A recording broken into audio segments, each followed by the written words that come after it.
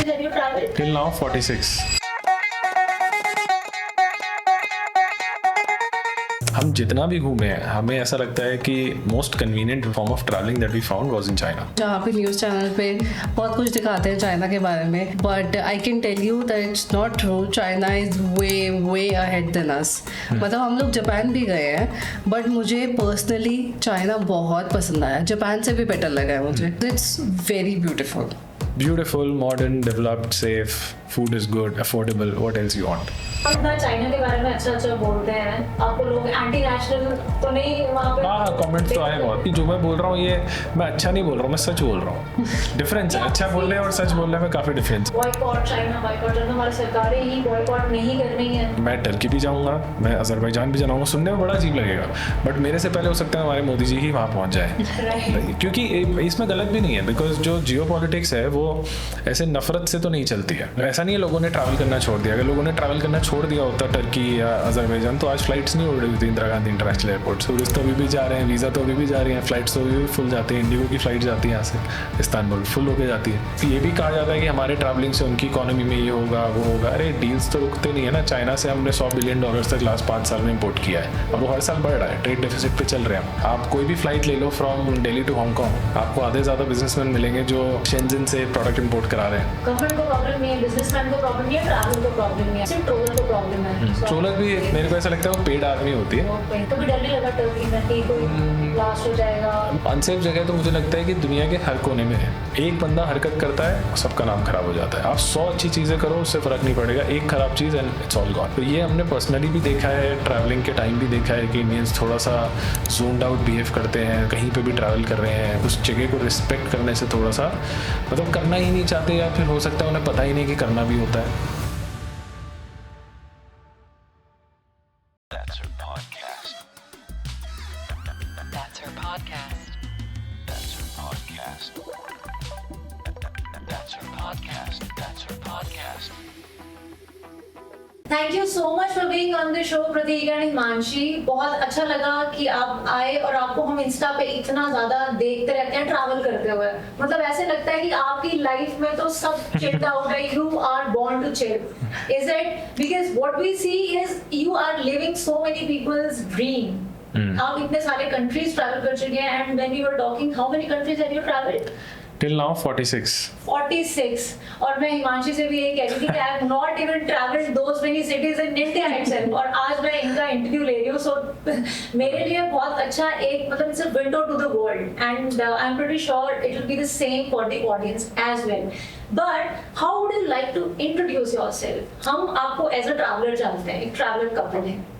इसके आगे क्या और ये कैसे आपकी जर्नी स्टार्ट हुई? आपने कैसे मतलब ये आपने have you chosen it for yourself और life just shaped up like that for you? Well travelling तो खैर मैंने 2015 से ही स्टार्ट कर दी थी. मतलब फ्रीक्वेंटली ट्रैवल करना. उससे पहले भी करते थे फ्रेंड्स के साथ, बट जो फ्रीक्वेंट ट्रैवल होता है जिसमें आपको मज़ा आने लगता है ट्रैवलिंग करते हुए, दैट हैपेंड फ्रॉम 2015 ऑनवर्ड्स. 2015 में हुआ, then I went to Spiti in 2016, then Ladakh in 2017. तो वहाँ से आपको जोश आने लगता है, then you start wanting to travel more and more. So that was the first time. That was first time that I actually started traveling, जहाँ पे आप enjoy कर रहे हो. आपको वो फील आती है ना फर्स्ट टाइम जब आप कहीं जाते हो तो आपको लगता है कि यार ये भी एक दुनिया है जो आपको एक्सप्लोर करनी है. Then I remember I bought a Xiaomi का एक एक्शन कैमरा उस टाइम पे, and then I started recording videos. And ये बात है 2016 की. तो उस टाइम पे ना वो लोग ऐसे व्लॉगिंग इतना नहीं करते थे कि पब्लिक में ऐसा कैमरा निकाल के and then pointing towards them. I remember I went with my friends, मैंने कैमरा निकाला and when I started pointing at my self, मेरे फ्रेंड्स भी ऐसे बोल रहे थे कि ये क्या शूट कर रहा है, क्या एक्सप्लोर करना चाहता है. तो वहाँ से ये सब एक्सपीरियंस स्टार्ट हुआ. देन 2018 में भी आई वेंट ट्रैवलिंग अगेन. मैं यूरोप गया था, तब मैंने काफ़ी एक्सप्लोर किया. फिर ऐसे ये चलता रहा. सो ये this is more like a personal thing to travel. Like I like travelling. Then I met her. इसको भी ट्रैवलिंग का शौक था, बट आई डोंट थिंक इतना तो नहीं था. नहीं, आई थिंक उतना नहीं था. I think for me because you didn't explore that much. But once you start, once you taste it and then you're like अब तो वापस नहीं जा सकते. ये एक अलग एक्सपीरियंस है. So the two instances that you gave, one is the life he chose and I just got onboarded onto that life. तो मेरे लिए life unfold हुई है वैसे. So I met him much later. Yeah. We met in 2020, and that's when we started traveling. And international travel मैंने 2022 में start किया, which is 3 years, and 3 years में we have been to 18 countries. Yeah. Wow. Which is a lot in numbers, but अब जब हम when we think about it, it doesn't feel like कि बहुत time लगा या बहुत कुछ हुआ, but it's a very beautiful feeling that you have explored the world. चाहे वो like 1% है at this time, but it definitely is a beautiful feeling. तो आप लोग एक दूसरे से 2020 में मिले, so कहीं ट्रैवल करते हुए ही मिले या कैसे? So we used to work together in one office, and then I changed my job. तो उसके बाद हुआ कि हमारी बातें और स्टार्ट हुई. पहले तो आप प्रोफेशनल इन्वायरमेंट में होते हो तो थोड़ा सा, और उसके बाद होता है ना 2020 में हमारी बात हुई, काफ़ी ज़्यादा टाइम होता था हर किसी के पास, तो Nice. कन्वर्सेशन सारे राज खुल जाएंगे. तो काफ़ी लंबी कॉन्वर्जेशन चलती थी. तो उसके बाद हमने ट्रैवल भी किया फर्स्ट टाइम साथ में. We went to GP Himachal में. सो वहाँ पे आई वेंट टू जीपी. मैंने एक बार वहाँ पे कुछ स्कूल, उनके कुछ गवर्नमेंट स्कूल के कुछ इनिशिएटिव्स थे, तो वो मैंने प्रमोट किया था. प्लस जब मैं गया था 2018 में first time GP. As an influencer? नहीं, I used to make, I love making videos. तो मेरे पास छोटा सा कैमरा था, मैं लेके गया. आई शॉट अ वीडियो, एक ट्री हाउस में रुका था, और Sort of, I think. हाँ, तो मैं मतलब उतने फॉलोअर्स नहीं थे, क्या 500,000 सब्सक्राइबर्स होंगे, तो मैंने बस शूट किया था. ना, she was not there. The first time she was not there. तो मैंने वो वीडियो बनाई, और वो जिस प्रॉपर्टी की वीडियो बनाई वो काफ़ी अच्छी चली. उस टाइम पे I think I got 1 lakh views और समथिंग. और उस प्रॉपर्टी के मेरे वीडियो के चक्कर में उनका बुकिंग जो थी वो साल भर तक रिजर्व थी, तो काफ़ी चल गया उनका. तो उनसे मेरी काफ़ी बनने लगी, उन भैया से जिनके साथ मैंने वो किया था. आज भी उनसे टच में हूँ मैं. तो फिर उन्हीं के प्रॉपर्टी में हम गए राइट आफ्टर कोविड. उस टाइम कोविड चल रहा था, तो हर तरफ रिस्ट्रिक्शंस भी थे, ट्रैवल करना ईजी नहीं था. तो हम न्यू ईयर्स पे गए थे GB. That was the first travel that we took together, first time. हाँ. सो जैसे आपने बताया कि वहाँ पे उनके प्रॉपर्टी अच्छी चलने लग गई, या अभी now you have got a significant following और ये सब चीजें भी होते हैं, तो आपको कुछ स्पेशल एडवांटेज मिलता है आप जिस प्रॉपर्टी पे रुकने जाते हैं? Do they some discount? This happens, but we prefer not to take, because फिर ना, जैसे कि अगर कोई दे रहा है तो वाई वुड वी से नो, फर्स्ट ऑफ ऑल. अब बहुत लोग बोलते हैं कि नहीं हमें नहीं चाहिए, हमें चाहिए, I don't mind. But the point is कि अच्छा होना चाहिए. अगर मैं कहीं पे रुका, जैसे मैं यहाँ पे आया, मुझे बहुत अच्छा लग रहा है, आई पर्सनली लाइक इट, तो why not I promote it. I will definitely promote it. But अगर अच्छा ही नहीं है एक्सपीरियंस, तो किसी को क्यों बोलूँ? तो that is the Earlier it point. was like we didn't had a lot of options, but now we have options, so we pick and choose, because जब भी आप किसी की प्रॉपर्टी में स्टे कर रहे हो, you have deliverables. और as long as आप उसको enjoy नहीं कर रहे हो, आप वो दिखा ही नहीं पाओगे, which is one thing that is very evident in our videos. और ये बहुत लोग बोलते हैं कि आपके videos बाकी लोगों से ना बहुत अलग है, because we are very natural, we are very relatable. We don't show like fake. Probably not try on not to show Instagram, that because fake. ना ट्रस्ट फैक्टर बनता है. हाँ. मैंने भी जब आपका पेज देखा ना, तो मेरे को ऐसे नहीं लगा कि for the heck of it you are doing it. It's just that you are so much into it. Yeah.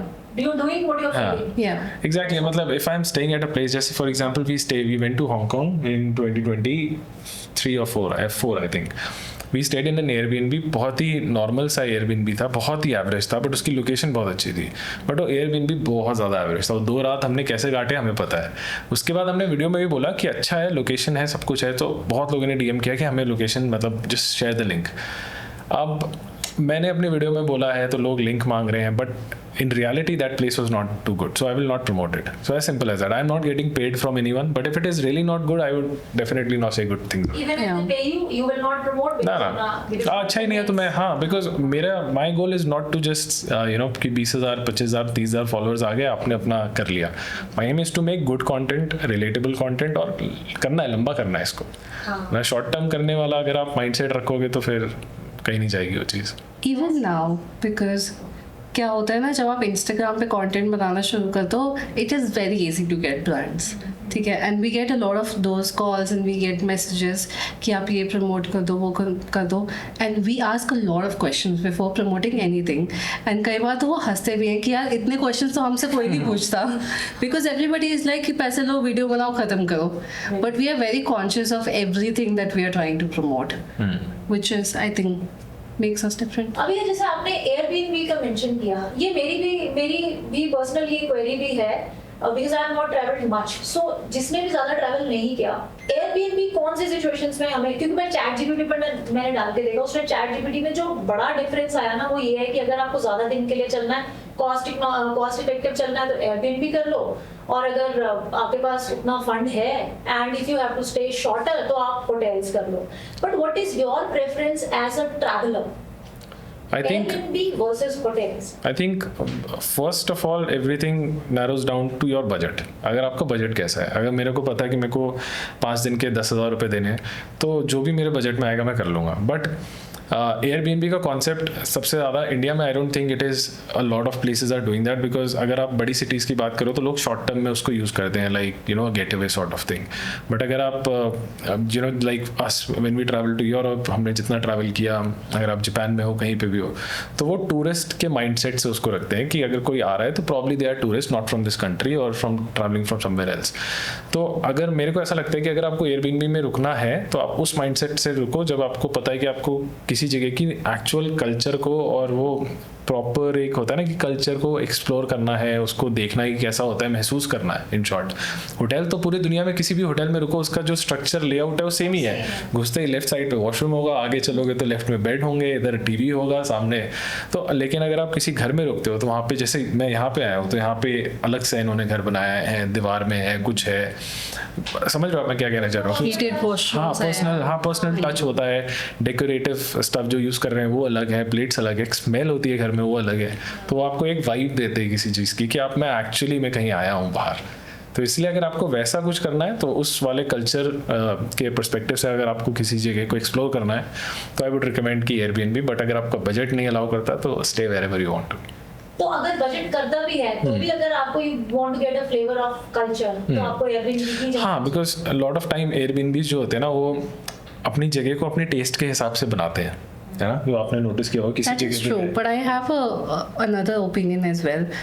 मेरे को ऐसा लगता है कि अगर आप एशिया में ट्रैवल कर रहे हो then you can easily afford hotels because बहुत affordable hotels मिल जाते हैं all the countries in Asia. Europe में लोग इसलिए भी प्रेफर करते हैं क्योंकि होटल्स बहुत ज़्यादा एक्सपेंसिव होते हैं. तो apart from the culture which is true, cost effective तो बिल्कुल ही नहीं होते hotel. So that's why also people prefer Airbnbs. And Indians के साथ एक चीज़ ये भी होती है ना कि खाने को नहीं मिलता है तो they need their pans so they can cook easily. That's why a lot of people prefer. And in fact for us as well, Asia में we pick a lot of hotels and then in Europe we pick preference is Airbnb. But अब जैसे मैं कह रहा था कि Airbnbs को लोग अपने हिसाब से डेकोरेट भी करते हैं, बहुत ही एस्थेटिकली अच्छा बनाने की कोशिश करते हैं ताकि इंस्टाग्राम पे अच्छी पिक्चर्स आए. तो वो भी एक अलग एक्सपीरियंस है when you try to you know when you actually want to spend money and be at a nice place. Nice place. अभी आपने खाने की बात करी जो बहुत इंपॉर्टेंट बात है, और इंडियंस दे आर मतलब समहाउ उनको अपने कल्चर खाना चाहिए. आपके साथ क्या कैसे एक्सपीरियंसेस हुए खाने को लेकर? मिस करते हो इंडिया का खाना या इतना घूम चुके हो कि अडैप्ट ही हो जाते हो कि जहाँ जो मिलता है चलता है? खाने के मामले में आई थिंक हम अडाप्ट कर चुके हैं, हमें कुछ फर्क नहीं पड़ता. हम कहीं पे भी हैं, हम कहीं पे भी हैं, लाइक बीट चाइना, हम चाइना गए, जापान गए, वियतनाम, जो खाना है जो मिल रहा है खा लेंगे. I don't eat beef personally, I don't prefer eating beef. No pork no beef. उसके अलावा फिश है, जो भी है, I can eat anything. Preference ये रहती है कि आपको वेजिटेरियन मिल जाए, कुछ डिसेंट मिल जाए तो अच्छा है. बट नहीं मिलता तो हमारे ऐसे अब now we are not choosy anymore, जो मिल जाए खा लेंगे. But probably on the 15th day we look for दाल चावल. हाँ, मतलब it's like your comfort food, है ना, कि अब कुछ नहीं समझ में आ रहा, भूख लगी है अभी भी, तो चलो यार इंडियन रेस्टोरेंट ढूंढते हैं और let's just go. Indian restaurant तो आपको दुनिया के हर कोने में मिल जाएगा. तो चाइना का कैसा खाना वहाँ पे मिलता है? वहाँ पे इंडियन रेस्टोरेंट्स हैं? हाँ, चाइना में काफ़ी इंडियन रेस्टोरेंट्स हैं, और जो हमने बचपन से चाइनीज़ फूड खाया है ना कि ये होगा वो, वैसा कुछ नहीं है, कोई भी स्वाद नहीं है, वैसा कुछ भी नहीं मिलेगा. Actually, you'll be surprised to hear कि चाइना में वेजिटेरियन ऑप्शंस बहुत सारे हैं. अच्छा. I was very surprised. Wow. काफी dumplings and what were those Bao. buns. हाँ. काफी कुछ है वेजिटेरियन. हमने अराउंड 2 वीक्स स्पेंड किए एंड हमें ज़रा सा भी ऐसा प्रॉब्लम नहीं लगा कि यार जो हम सुनते आते हैं ना कि चाइना में तो कुछ भी खाते हैं, बट ऐसा नहीं था. मतलब बिल्कुल नॉर्मल खाना चल रहा है, बिल्कुल नॉर्मल हर जगह, यू नो, सारी चीज़ का जो भी फूड आइटम आपके डिश में है सब कुछ का प्रॉपरली मेंशन करते हैं, किस चीज़ का एलर्जी है आपको वो भी मेंशन करते हैं. तो एज सच हमें कोई भी प्रॉब्लम नहीं. इनफैक्ट हम जितना भी घूमे हैं हमें ऐसा लगता है कि most convenient form of travelling that we found was in China. Really? People से that it is very difficult to travel around in China, हमें ऐसा नहीं लगा। ऐसा नहीं लगा। मे बी ये इस वजह से भी हो सकता है कि हम अब हमने थोड़ा एक्सप्लोर कर लिया है, हम थोड़ा अडाप्ट कर जाते हैं कहीं जाके, तो हम we are very fast with Google search और ट्रांसलेट ऐप तुरंत खोल लेते हैं, हमारा वो होता है ना हैबिट बनी है। बट अगर कोई नया ट्रैवलर है, पहली बार कहीं कंट्री से बाहर निकल रहा है, तो उनके लिए थोड़ा चैलेंजिंग होगा। ओके, तो चाइना में मतलब हाउ इज इट लाइक, आप जब जाते, टेक्नोलॉजी भी दे से इज वेरी एडवांस्ड देयर, तो ट्रांसलेशन की आपको लैंग्वेज की प्रॉब्लम आती है वहाँ पे? वो बोल लेते हैं वो लोग English? Zero English. So then how do you communicate? I think thanks to her, because हम लोग थाईलैंड में रह रहे हैं ऑलमोस्ट 3 साल से, तो she is very quick with Google search. अगर मैं आपसे कोई कॉन्वर्जेशन कर रहा हूँ, तुरंत फोन निकलेगा और मैं तुरंत सीधा फोटो दिखाती हूँ, बात नहीं करनी। There is a photo, you tell me if you have this, otherwise I am going. That's a smart way to hack it. और प्लस हमने, बिकॉज हम थाईलैंड में रह रहे हैं और थाईलैंड में भी इंग्लिश जो है बड़ी सिटीज़ में, बैंकॉक में, चियांग माई, फुकेट में जो टूरिस्ट स्पॉट्स हैं वहाँ पे लोग बोल लेते हैं, लेकिन अगर आप जैसे ही थोड़ा पीछे वाले बेल्ट में जाओगे तो English is like almost zero. तो हमने वहाँ पे रह के यू नो कीवर्ड्स में बात करना सीख लिया है, वाटर, फूड, एकदम एग्जैक्ट बात करो, make it very less formal, तो लोग समझ जाते हैं।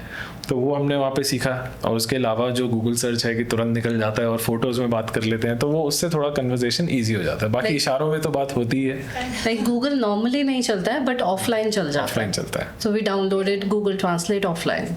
So मतलब if you don't have Google, you cannot really survive in China no, not really, yeah in terms of language. In terms of Language के, हाँ। You can not. तो अगर, क्योंकि वहाँ पे भी आपको बहुत सारे लोकल ऐप्स मिलेंगे जो आपको ट्रांसलेशन में हेल्प करते हैं। इनफैक्ट आप वहाँ की किसी भी लोकल इलेक्ट्रॉनिक मार्केट में जाओगे तो इतने सस्ते सस्ते ट्रांसलेटर्स मिल जाएंगे आपको, लोग 1000-1500 रुपए के, and those are offline translators, कि मैंने यहाँ पे कुछ बोला और वो तुरंत आपको ट्रांसलेट करके बता देगा। Okay. टेक में तो खैर चाइना का कोई कंपैरिजन नहीं है, बट मुझे ऐसा लगता है पर्सनली कि अगर आपको चाइना घूमने का शौक है, अगर आपको एक अलग कंट्री देखनी है जहाँ पे टेक भी मिलेगा, कल्चर भी मिलेगा, फूड भी मिलेगा, हॉस्पिटैलिटी है, सेफ्टी है, सब कुछ एक जगह देखना है, तो go to China.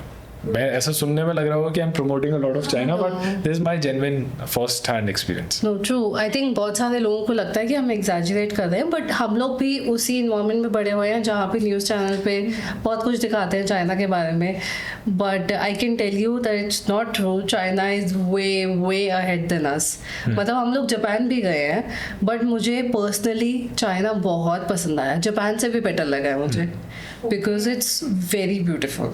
Beautiful, modern, developed, safe, food is good, affordable, what else you want?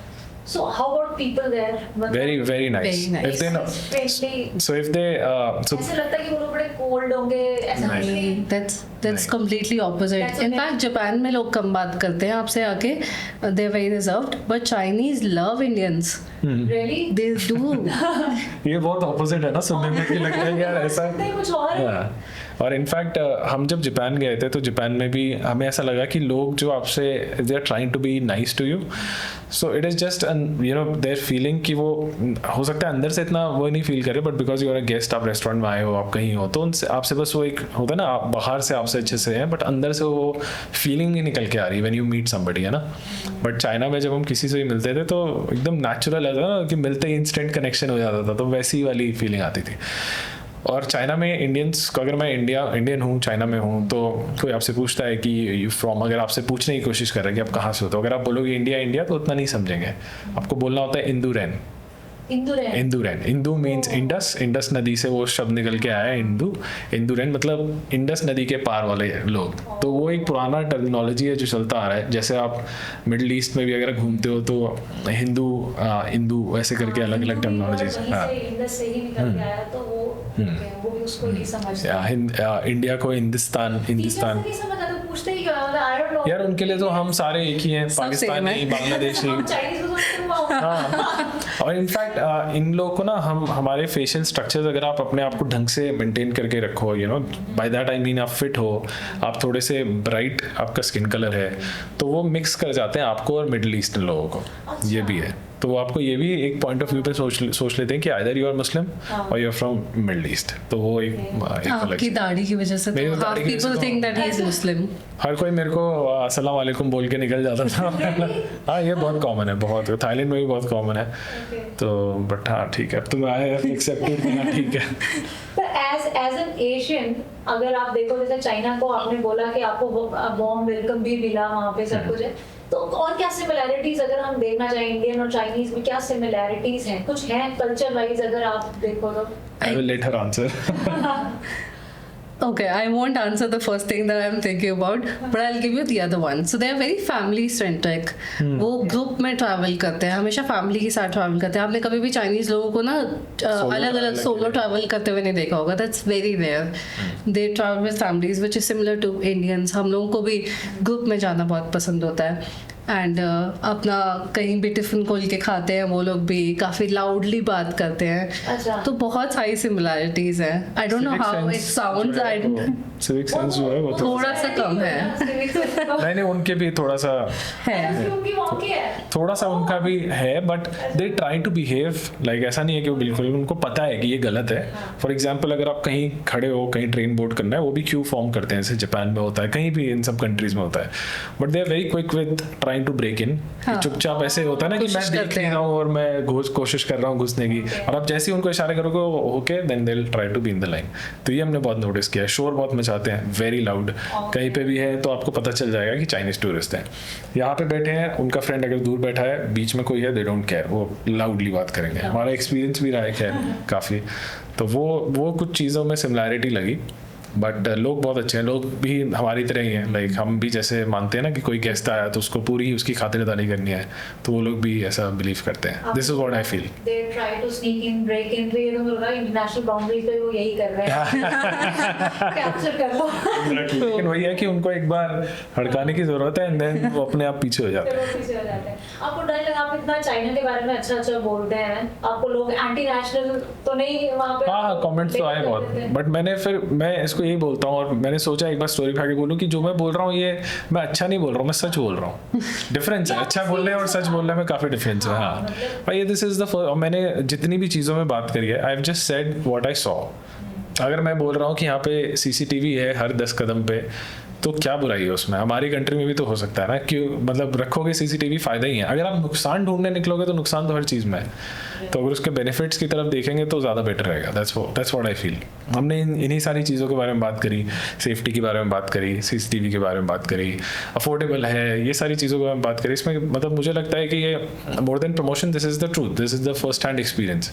पुराने ज़माने में भी बहुत सारे ट्रैवलर्स होते थे, जो मैं बाय पुराने ज़माना आई मीन 800-900 साल पहले जो ट्रैवलर्स होते थे, जो इटली से आए, चाइना, किताबें लिखी, फर्स्ट हैंड एक्सपीरियंसेस होते थे. वो गलत भी होते थे, वो थोड़े बिटर भी होते थे, वो थोड़े से अच्छे भी होते थे, बट वो लिखना ज़रूरी था. क्योंकि अगर कोई सच नहीं बोलेगा तो किसी को पता नहीं चलेगा, और जो जैसा लिख देगा वो वैसा दूसरा इंसान मान लेगा.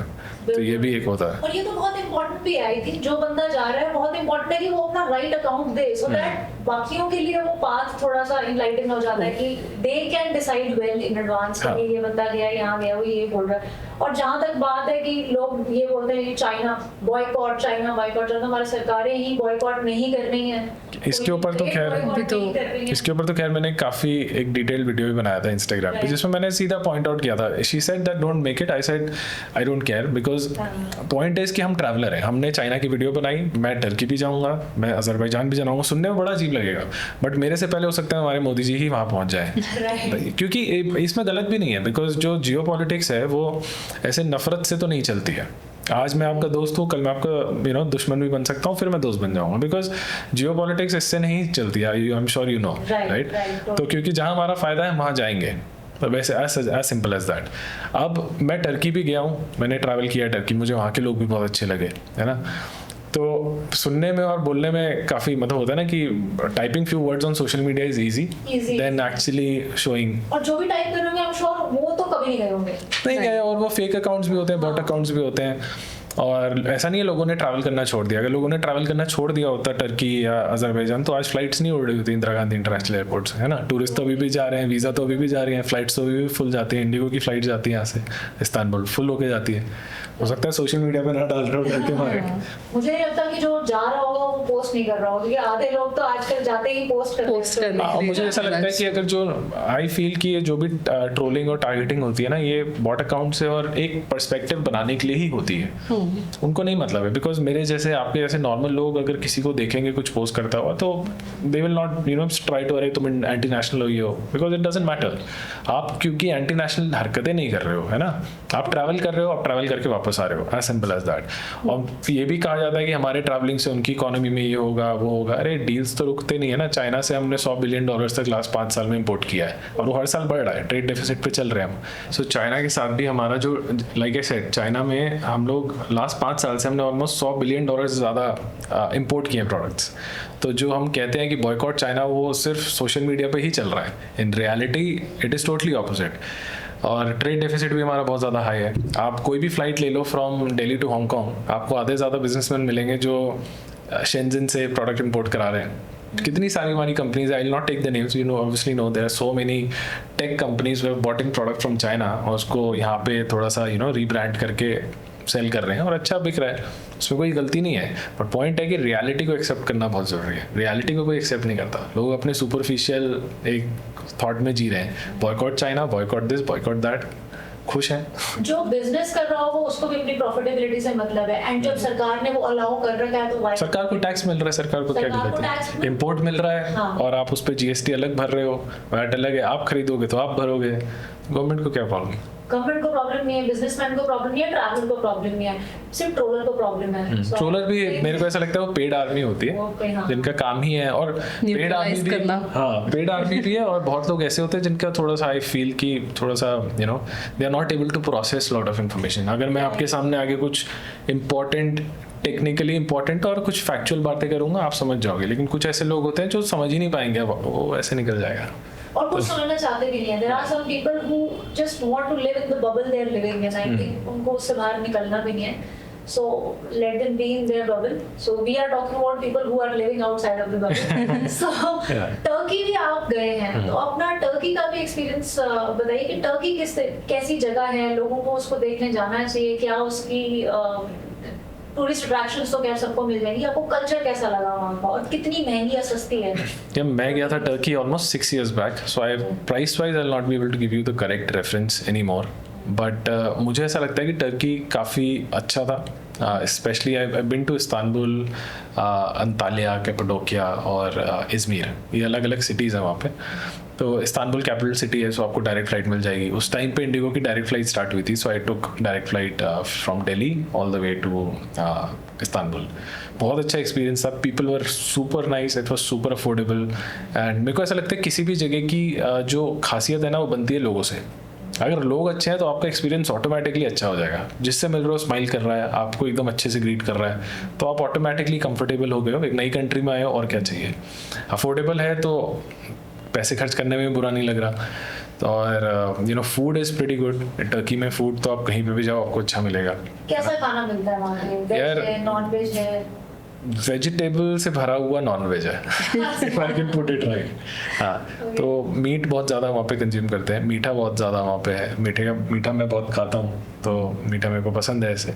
तो I really like my stay overall in Turkey. कभी डर नहीं लगा टर्की में कि कोई ब्लास्ट हो जाएगा? मैंने सुना था कि ऐसा होता है टर्की में भी, ब्लास्ट वगैरह उस टाइम पे, बट बिल्कुल सेफ था। कोई कहीं पे भी कोई इशू नहीं लगा, सेफ्टी का नहीं लगा। कहीं पे भी जाओ ऐसा होता है ना कि you are always scared back of your mind कि कहीं कुछ हो जाए, किसी ने कुछ चाकू दिखा के कुछ छीन लिया तो क्या करोगे। और ये यूरोप में होता है, अभी भी होता है आज के टाइम में, बट ऐसा कुछ नहीं था, कम्प्लीटली सेफ। तो यूरोप में होता है, तो ये आप कौन से रेफरेंस से बोला? आप यूरोप पे इतना ट्रैवल कर चुके हैं, तो जो आपके बातों से लग रहा है कि कुछ अनसेफ जगह वहाँ पे भी हैं। अनसेफ जगह तो मुझे लगता है कि दुनिया के हर कोने में है। I will be very honest, मतलब तो आप कहीं पे भी जाओ आपको मिलेगा, except few countries like Japan. Unsafe उतना नहीं है, like 99% of the time you will be 100% safe. Go to बाकी सब स्विट्जरलैंड। जगह टूरिस्ट स्कैम्स होते हैं। हाँ, मतलब कुछ ना कुछ ऐसे स्पॉट्स तो हर कंट्रीज में, हर स्टेट में, हर सिटी में होते ही हैं, जहाँ पे आप अवॉइड करोगे तो बेटर है। बिकॉज गलत तो किसी के साथ भी हो सकता है। देयर इज समबडी जो थोड़ा सा दिमाग से किसी को चैलेंज है, उसने आप पे अटैक कर दिया, तो वो एक नाम ऑटोमेटिकली खराब हो गया। जो आपको अभी रिसेंटली बैंकॉक में भी हमने देखा है। Bangkok is one of the most safest cities in the world. वहाँ पे भी ऐसे सिनेरियोज आए हैं कि कोई गनमैन शूटर बंदूक लेके चला गया and he shot lot of people. और वो कुछ ऐसा पॉलिटिकली मोटिवेटेड नहीं था, कुछ ऐसा इशू नहीं था, बट वो उनके खुद के पर्सनल इश्यूज थे, उसकी वजह से उन्होंने लोगों पे कर दिया। तो मेरे कहने का मतलब ये है कि सेफ्टी इशू एज सच मुझे तो कहीं नहीं लगा, वहाँ पे स्पेशली नहीं लगा। और यूरोप की अगर मैं बात करूँ तो यूरोप में मैंने जहाँ जहाँ ट्रैवल किया, I went in 2018 March, that was the first time. हर जगह मेरे दिमाग में कभी ऐसा था ही नहीं कि सेफ्टी इशू होगा, बिकॉज मैं तो दिल्ली से हूँ। यहाँ से क्या ही करके इससे ज़्यादा क्या गलत होगा, है ना। तो मेरे को तो, और जब भी कोई बोलता था अरे यहाँ नहीं जाना, मैंने यार आई डोंट थिंक सो, हाँ आई कैन हैंडल, क्या प्रॉब्लम है। मैं बिल्कुल मस्त घूमते थे, वो आज़ादी जो थी ना घूमने की, सेफ्टी की, और वो सब कुछ बड़ा साफ़ सुथरा एकदम क्लीन वो दिख रहा था फर्स्ट टाइम लाइफ में। तो लग रहा था कि यार ये तो इससे अच्छा तो कुछ है ही नहीं। But I remember I went to Austria, Vienna में हम लोग थे, तो I met few other Indians जो भी साथ में घूम रहे थे। तो हम लोग कहीं पे क्लब में थे and we were just partying, and then उनसे मेरी बात हुई तो सेफ्टी पे ही कोई टॉपिक उठा। तो उन्होंने बताया कि उनके किसी फ्रेंड का वियना जैसी सिटी में, जो one of the safest city है दुनिया में, वहाँ पे किसी ने नाइफ दिखा के वॉलेट वगैरह ले लिया था। And this is back in 2018। आज के टाइम पे Vienna is one of the most livable cities in the world. Vienna, Prague, Bangkok, Shanghai बहुत अच्छी सिटीज़ में से आते हैं, तो वहाँ पे भी हो जाता है। पेरिस मैंने सुना है, पेरिस का तो खैर नाम ही खराब है। बिन टू पेरिस, मेरे को ऐसा नहीं लगा था। दिल्ली है वो, पुरानी दिल्ली पुरानी दिल्ली वाला एरिया। बट वही है कि पुरानी दिल्ली इसलिए मैं रेफरेंस कर रहा हूँ कि पुरानी दिल्ली में कितना कल्चर है, कितना सब कुछ है, मतलब हिस्टोरिक प्लेस है। बट वो है ना कि इतनी ज़्यादा भीड़ हो गई है कि वो मेंटेन करना मुश्किल हो रहा है ना। तो उसी वाला रेफरेंस आप पेरिस से ले लो, बहुत ब्यूटीफुल है। You go to some of the cities, you go to places near Eiffel tower. अब तो मैं नाम भूल रहा हूँ, मैं 7 साल पहले गया था, बहुत ही खूबसूरत था, बहुत ही अच्छा। I loved it. मैं इसको लेके जाने वाला हूँ बहुत ज़्यादा। I have been asking him to take me to Paris. He said कि बहुत सुंदर है but नहीं जाएंगे. I said what is this? Safety concern, Safety concerns है, but I think over the couple of years अभी तो बहुत ज़्यादा बढ़ गया है. और सेफ्टी से ज़्यादा मतलब आई फील कि आप कहीं पे भी किसी नए टूरिस्ट एरिया में हो, किसी कहीं पे भी ट्रैवल कर रहे हो, तो आप एनीवेज यो होता है ना कि मैं नई जगह पे आऊँ, मुझे एक्सप्लोर करना है, मुझे ये देखना है, वो देखना है। उसके पीछे से आपका कोई बैग लेके चला जाए, कुछ आपको कोई किसी टाइप का स्कैम हो जाए, आप अटेंटिव नहीं हो, स्कैम हो गया, तो आपका पूरा एक्सपीरियंस ख़राब हो जाता है। तो I personally try to avoid such countries, but ये भी एक एक्सपीरियंस का पार्ट है। स्कैम तो हमारे साथ भी काफ़ी हुए हैं, बट ऐसा कुछ प्रॉब्लम नहीं होती। मुझे ऐसा लगता है कि ओपन माइंड से जाओ तो घूम लोगे। ओके। और आप इतनी सारी जगह आपने ट्रैवल किए, हम देखते हैं जैसे यूरोप भी गए हैं आप, तो पुलिस का वहाँ पे रवैया कैसा है? जैसे police is suppose to be helpful, citizens के लिए, सिविलियंस के लिए काफ़ी हेल्पफुल रहनी चाहिए, तो आप कोई उनका रवैया डिफरेंट देखते हैं हमारी पुलिस के लिहाज से? यार ये तो अपने आप में एक पॉडकास्ट बन जाएगा इसके ऊपर। बट मुझे ऐसा लगता है हमारी पुलिस जो है ना, because of the population and so much of untrained civic sense, less people who don't know how to act and how to behave, तो उस चक्कर में ना पुलिस को भी उसी तरीके का बनना पड़ता है टू मैनेज देम, है ना। क्योंकि अगर मैं पुलिस वाले बड़े तरीके से सर झुका के जापान की तरह बात करेंगे, कोई नहीं सुनेगा, इंडिया में स्पेशली। अगर मैं यूरोप की बात करूँ, यूरोप में ऐसा है कि आप किसी भी टूरिस्ट लोकेशन में हो, there are lot of times this has happened कि स्कैम हो गया, पुलिस ने कुछ नहीं किया, they came there, they saw and they went away. वो पता है कि ये हो रहा है, आज वो भगा देंगे, कल फिर से वो स्कैम हो जाएगा किसी के साथ। There is a very famous YouTuber, his name is Karl Rock, so he tries to capture all this scenarios. वो बहुत, he is made lot of good videos on that. He has shown कि उनके साथ scam हो गया, उन्होंने फिर उसको रिपोर्ट किया, पुलिस की तरफ से कोई एक्शन नहीं था। And this is I am talking about Europe, Italy, इन सब जगहों की। तो ये कॉमन है, बट मेरे को ऐसा लगता है एज अ टूरिस्ट आप कहीं जा रहे हो तो डोंट रिलाई ऑन एनीबॉडी। अपने पे अपना वॉलेट, अपने कुछ बेसिक इंपॉर्टेंट डॉक्यूमेंट्स अपने पास रखो, अपने सामान की खुद कहते हैं ना, क्या बोलते हैं, सवारी अपने सामान की खुद, बाकी कोई हेल्प नहीं करेगा। फॉरेन कंट्री में आप रिपोर्ट कर सकते हो इशू, बट आपका एक्सपीरियंस खराब हो गया, रेजोल्यूशन कब मिलेगा, नहीं मिलेगा, तो अपना be as careful as possible. Right. तो आपने जैसे अभी कुछ क्राइम्स के या उसके एग्जांपल दिए थे, वो एक जनरलाइज थे कि हाँ किसी का अगर मानसिक संतुलन ठीक नहीं है, उन्होंने कुछ कर दिया। कभी रेसिज्म जैसी चीजें आपने खुद ने फेस करी या होते हुए आसपास देखी इंडियंस के अगेंस्ट? मेरे पर्सनली मैंने कभी रेसिज्म नहीं देखा है, I will be very honest, but मैंने अपने आंखों zero. One time I think, yeah this was back in 2018, yeah, I think I can recall, ये वियना में हुआ था। उस टाइम पे I was travelling with a friend, तो हम लोग स्पार में थे, स्पार हाइपर मार्केट। तो हम आई रिमेंबर हम लोग कुछ खरीदने की कोशिश कर रहे थे, कुछ पे कर रहे थे। तो होता है ना, आप नई कंट्री में हो तो आपको पता ही नहीं करेंसी 3 4 5 कितना होता है, तो आप निकाल के काउंट कर रहे हो। सो इट टेक्स टाइम, लोग खड़े हैं। That was wrong on us, हमें थोड़ा सा पहले प्रिपेयर करना चाहिए था। बट ठीक है, आप नए हो, टूरिस्ट हो, आप निकाल रहे हो करेंसी। तो the lady at the counter she pass the comment, she said something, I think she called पाकी और समथिंग, ऐसा करके कुछ बोला था। हाँ, तो मेरे को समझ नहीं आया, बट मेरा जो फ्रेंड था उसने उसको कैच कर लिया था कि शी सेड दैट। फिर ही इज ऑल्सो मुस्लिम, तो वो बहुत ही went like how dare she say that, वो बहुत गुस्से में आ गया था। हमने फिर उसको रिपोर्ट भी किया उसके मैनेजर को, एंड देन एंड में लाइक सॉरी और फिर हम निकल गए। हमने भी ज़्यादा सीन नहीं क्रिएट किया कि चलो, but that was the first time. But कभी ऐसा कुछ लगा नहीं, और आई बिलीव मेरी दाढ़ी से उन्हें लगा कि मुस्लिम है, मुस्लिम से लगा पाकी, बिकॉज उनकी सोच ही इतनी, उन्होंने दुनिया ही इतनी देखी है। उनको लगता है कि everyone who is brown looks like how I look like, तो दे आर पाकिस्तानी और इंडियंस। बट उन्हें क्या पता कि बांग्लादेशी भी है, श्रीलंकन्स भी हैं, है ना, अलग अलग जगह से हम लोग हैं। तो तो मतलब पास भी किया कमेंट, तो पाकी करके हाँ, नॉट रियली इंडियन वो उस टाइम पे नहीं था। बट अब जो है ना, अब वो एक अलग ही नैरेटिव बिल्ड हो रहा है, जिसमें मुझे ऐसा लगता है कि इंडियंस को बहुत ही ज़्यादा, पाकिस्तानीज को भी इंडियन ही बनाया जा रहा है। कोई वीडियो भूटान श्रीलंका की है, बांग्लादेश की है, वो भी इंडियंस की तरफ ही। हाँ, इंडियन सब इंडियंस ही हो गए, बांग्लादेश की specially. This is what we are seeing, जो हम पहले उतना नहीं देखते थे कि जब कोई बंदा बाहर जा रहा है तो वो बातें ज्यादा उस जगह की होंगी, उस कंट्री की होंगी, उस कल्चर की होंगी। बट इस टाइम जितना हम देख रहे हैं, जैसे हम आकाश बनर्जी की वीडियोस भी देखते हैं, या ओवरऑल पूरा ही हम देख रहे हैं कि ऐसे सिनेरियोस, अकेले वो वीडियोस नहीं बना रहे, there have been instances Indians behaving badly outside. तो ये आप अपने एक्सपीरियंस से भी देखते हैं, हम वीडियोस तो कुछ देख ही रहे हैं, बट कैसा इंडियंस का behaviour over a period of time change हो रहा है, क्योंकि आप इतने टाइम ट्रैवल कर रहे हैं, तो आप देख रहे हैं कुछ सीन में। यार I feel after Covid specially Indians का जो पर्सनल इनकम है ना, स्पेंडिंग कैपेसिटी, वो बढ़ी है, काफ़ी बढ़ी है लोगों की। और उससे भी ज़्यादा लोगों ने अब देख लिया कि भैया कोविड में कभी भी कुछ भी हो सकता है, उससे पहले दुनिया घूम लो, तो घूमना स्टार्ट कर दिया लोगों ने। बट घूमने से क्या प्रॉब्लम ये स्टार्ट हुई कि अब आपने तमीज़ तो सीखी नहीं, सिविक सेंस तो सीखा ही नहीं, बिहेव कैसे करना है वो तो आपको किसी ने बताया नहीं। आप निकल गए हो और आपको लगता है कि एयरप्लेन का जो केबिन है वो आपका बेडरूम है या आपका लिविंग रूम है, you can behave as you want. तो वो लोग कर रहे हैं, वो हमने पर्सनली भी देखा है। उसके अलावा सोशल मीडिया जो है ना, उसकी प्रेजेंस इतनी ज़्यादा हाई हो गई है कि अगर अब मैं आपके साथ बैठ के कुछ आर्ग्यूमेंट कर लूँ, किसी ने वीडियो बना लिया, वो वायरल हो गया। तो पहले भी होती थी ये सारी चीज़ें, इट्स जस्ट दैट कि सोशल मीडिया अब इतना कॉमन हो गया है कि it's very easy to for videos to get viral. तो अब हम देख बहुत ज़्यादा रहे हैं। प्लस कुछ ऐसे महानुभाव हैं, कुछ यूट्यूबर्स हैं, इंस्टाग्रामर्स हैं, जिन्होंने, मैं अपनी वीडियो में भी ये लाइन बोली थी कि खुद पे ही ठान लिया है कि भैया इंडिया का नाम तो ख़राब करना ही करना है। बहुत सारे हैं, मैंने अपनी रील्स में भी उनको मेंशन किया है। तो प्रॉब्लम ये होती है कि एक बंदा हरकत करता है, सबका नाम ख़राब हो जाता है। आप 100 अच्छी चीज़ें करो, उससे फ़र्क नहीं पड़ेगा, एक ख़राब चीज़ एंड इट्स ऑल गॉन।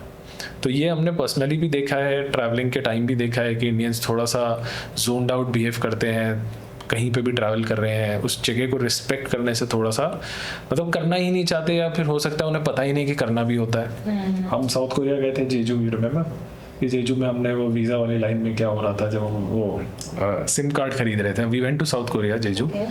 और जेजू ऐसा वीज़ा फ्री है for Indians, and lot of people don't know yet.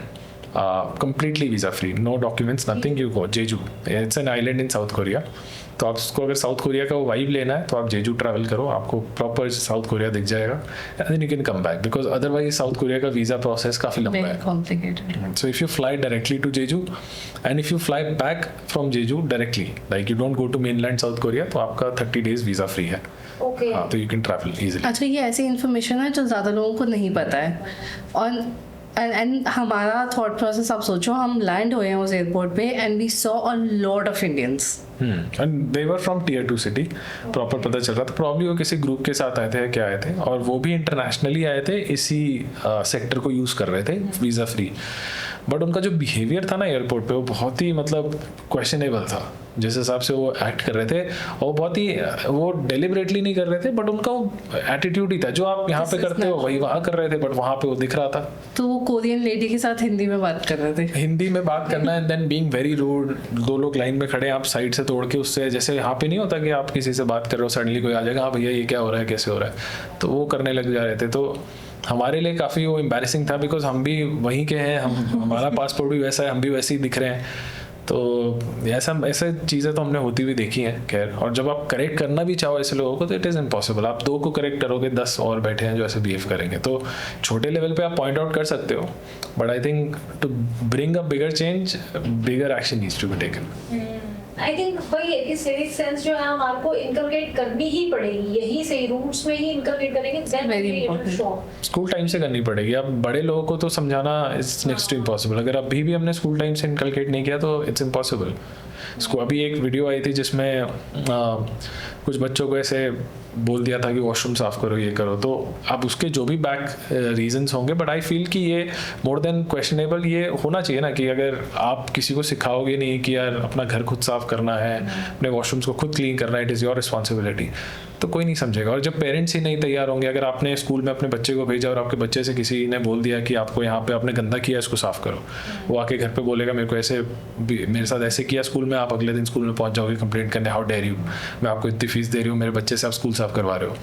But more than that it is a lesson for your child to learn कि भैया साफ करना है, आप नहीं करोगे तो कौन करेगा, आपने गिराया आप साफ करो, as simple as that. I think this is the minus side of having cheap labor. We easily get cheap labor. हमारे को सबको यहाँ पे maids मिली ही हुई है, house help मिली हुई है, तो I think बच्चे करते ही नहीं है। हम खुद भी नहीं करते, हम भी कहते हैं कि चलो maids के भरोसे वो लोग करते हैं। तो I think this is a big problem. This is not just a problem. This is a mentality issue जो चेंज करना बहुत बहुत मुश्किल है।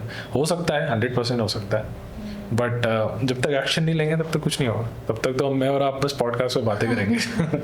पर मुझे ऐसा लगता है कि हम लोग ना हर चीज़ में गवर्नमेंट को ब्लेम करते हैं, वाइल आई कम्प्लीटली अंडरस्टैंड कि बहुत सारी चीज़ें जो है वो गवर्नमेंट के हाथ में होती हैं, बट बहुत सारी चीज़ें स्कूल्स भी तो ले सकते हैं ना ownership, but nobody wants to take ownership. ना सिविलियंस लेना चाहते हैं, ना स्कूल्स, ना colleges, nobody wants to take the ownership of it. कहीं पे भी इस चीज़ की कम्युनिटी होता है ना कि कम्युनिटी में एक एफर्ट डालने की कोशिश कर रहे हैं कि हम इसको कुछ भी करें, नहीं। कुछ नहीं है।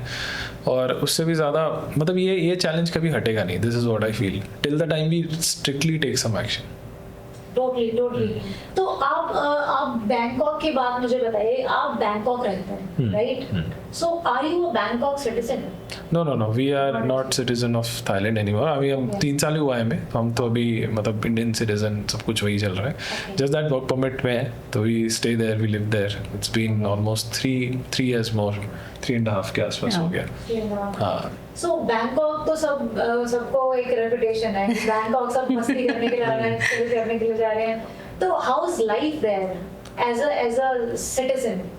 मतलब सिटीजनशिप नहीं, मतलब अगर कोई बंदा रह भी रहा है वहाँ पे, वी लव इट। आपका It's मतलब beautiful. it's a very livable city. मतलब I think people won't believe if I से कि मेरे को 3 साल से ऊपर हो गया बैंकॉक में, एंड मैं कभी भी पार्टी नहीं करती हूँ वहाँ पे। Like I have never partied. अगर मेरे से कोई पूछता है कि वहाँ पे नाइट क्लब बता दो, ऐसे मेरे को क्या पता, मैं नौकरी करती हूँ उधर। हाँ, क्योंकि I can not help you. लोगों को एक मेंटालिटी है कि Thailand and Bangkok is just what they see, what they hear, but in reality it's been more than 3.5 years. I haven't seen that part yet. That's just 10% of that is not even 10, उससे भी कम है। But because जो Bangkok जो है ना बहुत ही liveable city है, बहुत ही ज़्यादा। It is affordable, it is safe, it is convenient, और बहुत ही एक जो वहाँ पे डेमोग्राफी भी है इन terms of lot of people staying कि हम इंडिया से हैं, मेरा पड़ोसी कहीं और से होगा, फिर कोई कहीं से होगा, तो वो एक मिक्स जो है ना वो बहुत ही अच्छा है। तो और बहुत सारे इंटरनेशनल स्कूल्स हैं, बहुत सारी इंडियन फैमिलीज हैं, Indian community is one of the biggest in Thailand. तो आपको कभी हाँ बहुत बड़ी कम्युनिटी है। मतलब जाते हैं यहाँ से हनीमून पे जाते हैं, ये तो मुझे पता है, बट वहाँ रहते भी इतनी बहुत लोग रहते हैं, बहुत इंडियंस हैं, थाई इंडियंस भी बहुत सारे हैं, सिख हैं बहुत सारे वहाँ पे जो मिक्स जनरेशन से रह रहे हैं, वो आपस में भी अब थाई में ही बात करते हैं।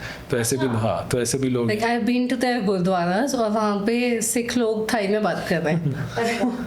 तो ये भी हमने देखा है। तो मुझे ऐसा लगता है कि यार सेफ्टी जो है ना वो बहुत ही एक अंडररेटेड टॉपिक है, बहुत ही underrated. By safety I don't mean कि आप कहीं जा रहे हो किसी ने चेन छीन ली, not just that.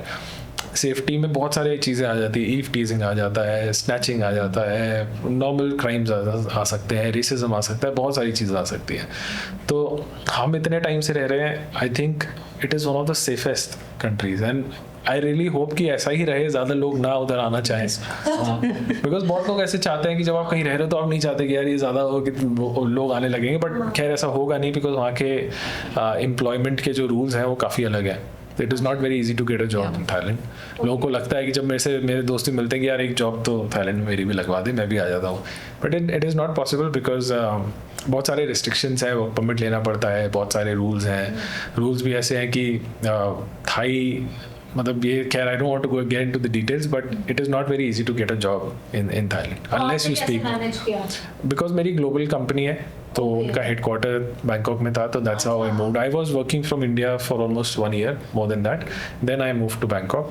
Then once I moved, because we were married, so she got a visa on me and then she moved. She also got a job. Now we both are independent on visa. Yeah That's nice. अच्छा, तो आपकी जो है organisation की वो Bangkok में थी, तो मेरे को तो मेरे तो वो बैंकॉक बेस्ड थे, तो उनका उस टाइम पे हेडक्वार्टर जो था मेन फंक्शनिंग यूनिट वो बैंकॉक में ही था. So that's how I move to Bangkok and then she moved along. और उसके बाद उसकी भी वहाँ जॉब लग गई and then that's how we been living. That's great. अच्छा, एक बात बताइए, मैं ना मेरे को एक वैसे क्वेरी है कि आप कॉर्पोरेट में भी जॉब करते हैं, आप इतना घूमते भी हैं, हम लोग कोई पार्टी भी करते हैं अपनी स्टोरी सिलेक्टेड पोस्ट छुपा देते हैं, इतना घूम के आप वहाँ पे कॉर्पोरेट में कैसे अपनी इंस्टाग्राम कैसे मेंटेन करा हुआ है? I can answer that for you. देखो मैं पहले तो आपको ये बता दूं कि इंडिया में भी बहुत सारे लोग हैं जो ये कर रहे हैं. जैसे हम ट्रैवल करते हैं वो हमसे भी ज़्यादा ट्रैवल कर रहे हैं विद देयर जॉब्स. ठीक है, मैं नाम नहीं लूँगी because I don't know if there companies knows it और not, but luckily outside of India people are very progressive and touch wood ऐसा ही रहे, but a lot of people have second jobs, like they have their corporate jobs and they have their businesses running as well. So when you have something going outside of your work, they really appreciate it. कि अरे आप ये भी कर रहे हो, you're managing it. They don't judge कि आप अपने ऑफिस में पूरा काम नहीं कर रहे हो, they appreciate कि आप और भी कुछ कर रहे हो, which is why I think जब ये YouTube कर रहे थे तो he took a little break in between, but when we went to Bangkok I said this is a great time, we should restart it. अब यहाँ पे हम लोग content hub में बैठे हैं, then why not? And a lot of my teammates, a lot of my people in the company, they are subscribers. They find out videos because region same hai, we make a lot of videos about Thailand, so they find out about it and they really appreciate it कि अरे आपने वो video बनाया था, हमने देखा था. So in the beginning when I hear कि अच्छा उसको भी पता है मेरे वीडियो के बारे में, I get conscious, but when I hear about their response they are very positive about it. तो वो बहुत एक प्लस पॉइंट है. आई थिंक जब आप कॉन्फिडेंटली कोई चीज़ कर पाते हो ना तो आउटपुट ऑटोमेटिकली अच्छा आता है. तो I think stars were aligned for us. हाँ, एंड मुझे ऐसा लगता है कि यार लकीली हम ऐसे ऑर्गेनाइजेशन में, मैंने पहले भी अपने एक छोटा सा पॉडकास्ट किया था उसमें भी बोला था कि luckily we are in organization जहाँ पे काम से मतलब है, काम करो एंड उसके बाद आपको जो करना है करो. बट ये ऐसी चीज़ है जो छुपाई नहीं छुपती. पता चल ही जाता है लोगों को. किसी ने मेरे टीम वाले भी हैं, एक ने एक बार मैं गया था तो ही सेड कि भाई ये seen my videos.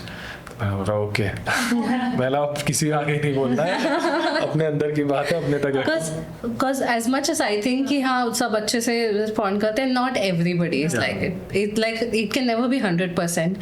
Like I was going, मैं अपनी सीट से उठी ऑफिस में and मैं कॉफ़ी के लिए जा रही थी and in between someone stopped me and said आप वही हो ना जिसने बैंकॉक का वीडियो बनाया था.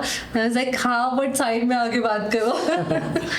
तो ये कॉमन है, ये तो चलता रहता है. So that brings me to the question, how's the work culture? Like आपने इतना घूमा है तो आपको क्या work culture corporate का नजर आता है difference in India and in abroad? Because हम बहुत सुनते हैं कि बाहर liberal है, they are more respectful of your time also. Whereas यहाँ हम देखते हैं कि आपने भी देखा भी होगा पीछे वो जो यार who's that chap ना? What is the name of that chap यार? सुधा मूर्ति के हस्बैंड का नाम क्या है? नारायण मूर्ति. 14 hours. हाँ, बताओ इतने hours अगर आप यहाँ तो हमें प्रमोट किया जाता है culture. So how is the culture, corporate culture different in India than abroad? I think it's about the Asian culture. I feel कि एशिया में भी बिल्कुल वैसा ही है जैसा हम अभी एशिया में, हम थाईलैंड में सेम कल्चर है, सेम कल्चर है. But they don't push you to work after that particular hour कि अगर आप 9 to 6 कर रहे हो तो 9 to 6 ही कर रहे हो, 6:30 तक कर लो, दैट्स फाइन. जैसा इंडिया में होता है कभी कभी कुछ ऑर्गेनाइजेशन में आप एक्स्ट्रा भी काम करोगे. तो I think it is more an Asian thing than Indian. India में तो खैर होता ही है, बट ये एशिया में ही ओवरऑल होता है. तो हम because we are part of Thailand, we live in Thailand, so kind of same है. बट अगर हम लोग यही यूरोप में होते कहीं होते तो वहाँ का कल्चर बहुत ज़्यादा डिफरेंट है. That is true, but I think India में एक सिग्निफिकेंट प्रॉब्लम है कि बहुत सारी जॉब्स हैं यहाँ सर्विस बेस्ड है, आउटसोर्स जॉब्स हैं, तो उसमें आपके पास कंट्रोल इतना होता नहीं है. करेक्ट. जब जहाँ हम हैं दोज आर प्रोडक्ट रोल्स, तो वहाँ पे you still have some control, you have decision making powers. Service role में इतना ज़्यादा नहीं होता. सर्विस रोल में That is आपके the problem. टाइम के पैसे देते हैं, हाँ. प्रोडक्ट रोल में आपके काम के पैसे हैं. मुझे ऐसा लगता है कि सर्विस रोल में आपने कितने आवर्स स्पेंड किए, कितना है काम तो है ही है, but they also track your work, you know, amount of time that you spend. Bill करते हो आप क्लाइंट को उसी हिसाब से. प्रोडक्ट बेस में जहाँ पे आप किसी पे रिस्पॉन्सिबल नहीं हो तो वहाँ पे आपको काम है आपका, चाहे आपको 1 हफ्ते में करके दो, 3 दिन में करके दो, आपको काम करके देना है. तो उसका एक डिफरेंस आ जाता है. Alright. So ये तो हमने by the way कॉर्पोरेट की बात करी. So I want to talk about passports also. क्योंकि आजकल हम बहुत सुनते हैं कि अक्षय कुमार को भी हम बोलते हैं, सुनते हैं कि इंडियन पासपोर्ट इज लाइक, तो मतलब कितना तो मैजिकल है, देख के लोग बहुत क्या बोलते हैं उसे, मंत्रमुग्ध हो जाते हैं. ऐसा कुछ आपके साथ नहीं हुआ? नहीं हुआ. इनफैक्ट मैंने इसी अक्षय कुमार के ऊपर ही मैंने एक वीडियो बनाई थी. तो वो वीडियो काफ़ी चली, उस पर काफ़ी लोगों ने कमेंट्स भी किया, काफ़ी शेयर हुआ. इनफैक्ट हिंदुस्तान टाइम्स में उसी का एक आर्टिकल भी आया था, तो उसी के बारे में कि एक एक ट्रैवलर ने ऐसे बोला है, ऐसा ऐसा है पासपोर्ट रैंकिंग का. तो पर्सनली मुझे ऐसा लगता है कि यार किसी भी इमिग्रेशन ऑफिसर को ना कोई मतलब नहीं है आपसे, आपका पासपोर्ट क्या है. अगर उन्होंने देखा आपका पासपोर्ट किसी वीकर कंट्री का है तो दे डेफिनेटली फ्लिप पेजेस कि आप खोलते हैं, जैसे ट्रैवल करोगे देखेंगे कि अच्छा कहाँ विजिट किया है. और एनीवेज अब तो डिजिटल की दुनिया है, वो तुरंत स्कैन करते हैं, दे नो कि आपका जो भी स्टेटस है, जो भी इश्यूज़ हैं आपके पासपोर्ट के साथ, आपके ओवरऑल ट्रैवल हिस्ट्री, वो सब उनके पास आ जाता है. तो दे डोंट रियली केयर. तो ऐसा बोलना कि अरे आपका पासपोर्ट हो land of Modi, I feel कि वो बहुत ही ज़्यादा एग्जैजरेटेड था. ऐसा होता नहीं है और इतना भी स्ट्रांग नहीं हुआ है हमारा पासपोर्ट. हमसे तो क्रेडिट कार्ड मांग लिया था. हमसे क्रेडिट कार्ड मांग लिया था हमारा पासपोर्ट. हम जेजू जब जा रहे थे साउथ कोरिया में, तो आई रिमेंबर हम बोर्डिंग काउंटर पे खड़े हैं, सबकी फ़्लाइट जा रही है, हमसे पूछा. तो आई फील कि उस इंसान को पता नहीं था कि वो वीज़ा हमारे को रिक्वायर्ड नहीं है. मैंने उसको दिखाया, then he checked on his system and then he said okay Indians don't need visa, but he was like how much cash are you carrying. तो उस टाइम हमारे पास $300 तक होंगे, 200, बिकॉज हम लोग ऐसे हैं कि हम कहीं भी जाते हैं हम ज़्यादा कैश नहीं कैरी करते और हम कार्ड से पे कर देते हैं, विड्रॉ कर लेते हैं. मतलब इतना झमेला रखना ही नहीं कैश का, बिकॉज आजकल पूरी दुनिया ही डिजिटल हो चुकी है. तो हम काउंटर पे खड़े थे, उसने मुझसे पूछा कि how much cash are you carrying. I said 300. He was like can I see in your wallet. I was like why? Well, I have cash, I have cards, but why do you want to see my wallet? He's like कि मुझे cash देखना है. जो आप मना नहीं कर सकते हो, आपको दिखाना पड़ जाएगा, बिकॉज इन दी एंड अगर आपको उन्होंने भेज दिया और आप जेन्युइन ट्रैवलर नहीं हो और आपको वहाँ से डिपोर्ट हुआ, तो वो एयरलाइन अपने कॉस्ट पे आपको डिपोर्ट करता है, तो वापस लेके आते हैं फ्रॉम योर जहाँ से आप फ्लाई किए हो. तो इसलिए मैंने मतलब I didn't argue, but this is the reality. It was unnecessary. उन्होंने हमारे कार्ड्स देखे, मेरे पास है काफ़ी सारे क्रेडिट कार्ड्स हैं, I am earning decent amount, but आपको अपना सैलरी स्लिप साथ में लेके घूमना पड़ेगा, तो आपके पासपोर्ट की क्या वैल्यू फिर. राइट. तो अभी इंडिया को कितना, मतलब अभी उसकी रैंकिंग 2024 में आई थिंक इट वाज 85th, अभी 77th हो गया. तो कुछ है कि बोला है कि कुछ एक पायदान ऊपर चढ़ गया. तो बट आपको लगता है कि ये कौन से फैक्टर से हुआ होगा कि इंडिया की रैंकिंग, पासपोर्ट रैंकिंग बढ़ गया? तो आप ये लगता है कि ये सब गवर्नमेंट ड्रिवन कुछ उन्होंने इनिशिएटिव ऐसे लिए हैं, या कुछ एक्सटर्नल फैक्टर्स हैं जो हमारे हाथ में नहीं है, बट इट जस्ट हैपेंड और हमारी पासपोर्ट रैंकिंग बढ़ गई? आई थिंक मेरे को ऐसा लगता है कि पासपोर्ट रैंकिंग डेफिनेटली गवर्नमेंट के इनिशिएटिव से, कितने सारे उनके स्ट्रेटेजिक डील्स हो रहे हैं, उस पर तो डिपेंड करता ही करता है. उसके अलावा ये तो एक मेजर फैक्टर है, उसके अलावा टूरिस्ट की स्पेंडिंग कैपेसिटी कितनी होती है ना। जैसे कि अगर आप थाईलैंड की बात करो, थाईलैंड में चाइनीज़ टूरिस्ट को बहुत रिस्पेक्ट की जाती है, रीज़न बीइंग कि they spend lot of money. तो they always target Chinese tourist, they always target Indian tourist Thailand में, they always target Russian, now they are targeting Middle Eastern tourist as well in Thailand if I talk about, because उन्हें पता है कि पैसे खर्च करेंगे तो उनको अगर उनको बुलाना है कंट्री में तो उनको वीज़ा फ्री स्कीम दो या फिर कुछ दो जिससे वो और मोटिवेट हो और इंकरेज हो कि भाई हमें जाना है थाईलैंड। सिमिलरली अगर आपका दिखाओगे आपकी इंडियंस की स्पेंडिंग कैपेसिटी बढ़ी है, Indians are travelling abroad, they are travelling more often now, तो बहुत सारी कंट्रीज अपने टूरिज्म को प्रमोट करने के लिए they want people from specific countries, तो वो प्रमोट करते हैं फॉर यू नो कुछ रीजंस में। इंडोनेशिया ने भी अभी स्टार्ट किया है कि वो 20 कंट्रीज़ का कुछ इन्होंने एक लिस्ट निकाला है जिसमें वो इंडिया को भी डाल रहे हैं और इंडिया को भी वीज़ा फ्री रखेंगे। इंडियंस जाते हैं, इंडियंस तो इतना बाली जाते हैं कि सबको पता है, ये बाली तो इट्स लाइक नेक्स्ट गोवा, तो वो इंडोनेशिया ने भी स्टार्ट किया। तो I think more than government definitely is a part. उसके अलावा जो आपकी टूरिस्ट की स्पेंडिंग कैपेसिटी होती है, कितने अमाउंट ऑफ टूरिस्ट पर्टिकुलरली उस साल जाते हैं, वो भी बहुत ज़्यादा मैटर करता है। और थर्ड चीज़ जो मैटर करती है, हाउ टूरिस्ट बिहेव। भूटान एक टाइम पे कम्प्लीटली वीज़ा फ्री हुआ करता था इंडियंस के लिए, और 2016-17 की बात है, कुछ बाइकर्स गए और वहाँ पे भूटान के जो एक आई थिंक थिम्पू या कहीं पे तो था, उनके जो बहुत ही ज़्यादा सीक्रेट टेम्पल्स होते हैं, जैसे हमारे थाईलैंड में भी होते हैं, टेम्पल्स के ऊपर चढ़ के फ़ोटो क्लिक करा रहे थे। वो चीज़ वायरल हो गई। उसके बाद इंडियंस के ऊपर भी टैक्स लगा, इंडियंस के ऊपर भी बहुत सारे यू नो लीगल डॉक्यूमेंट्स उन्होंने डाल दिए। फिर it was not that easy for us to travel to Bhutan.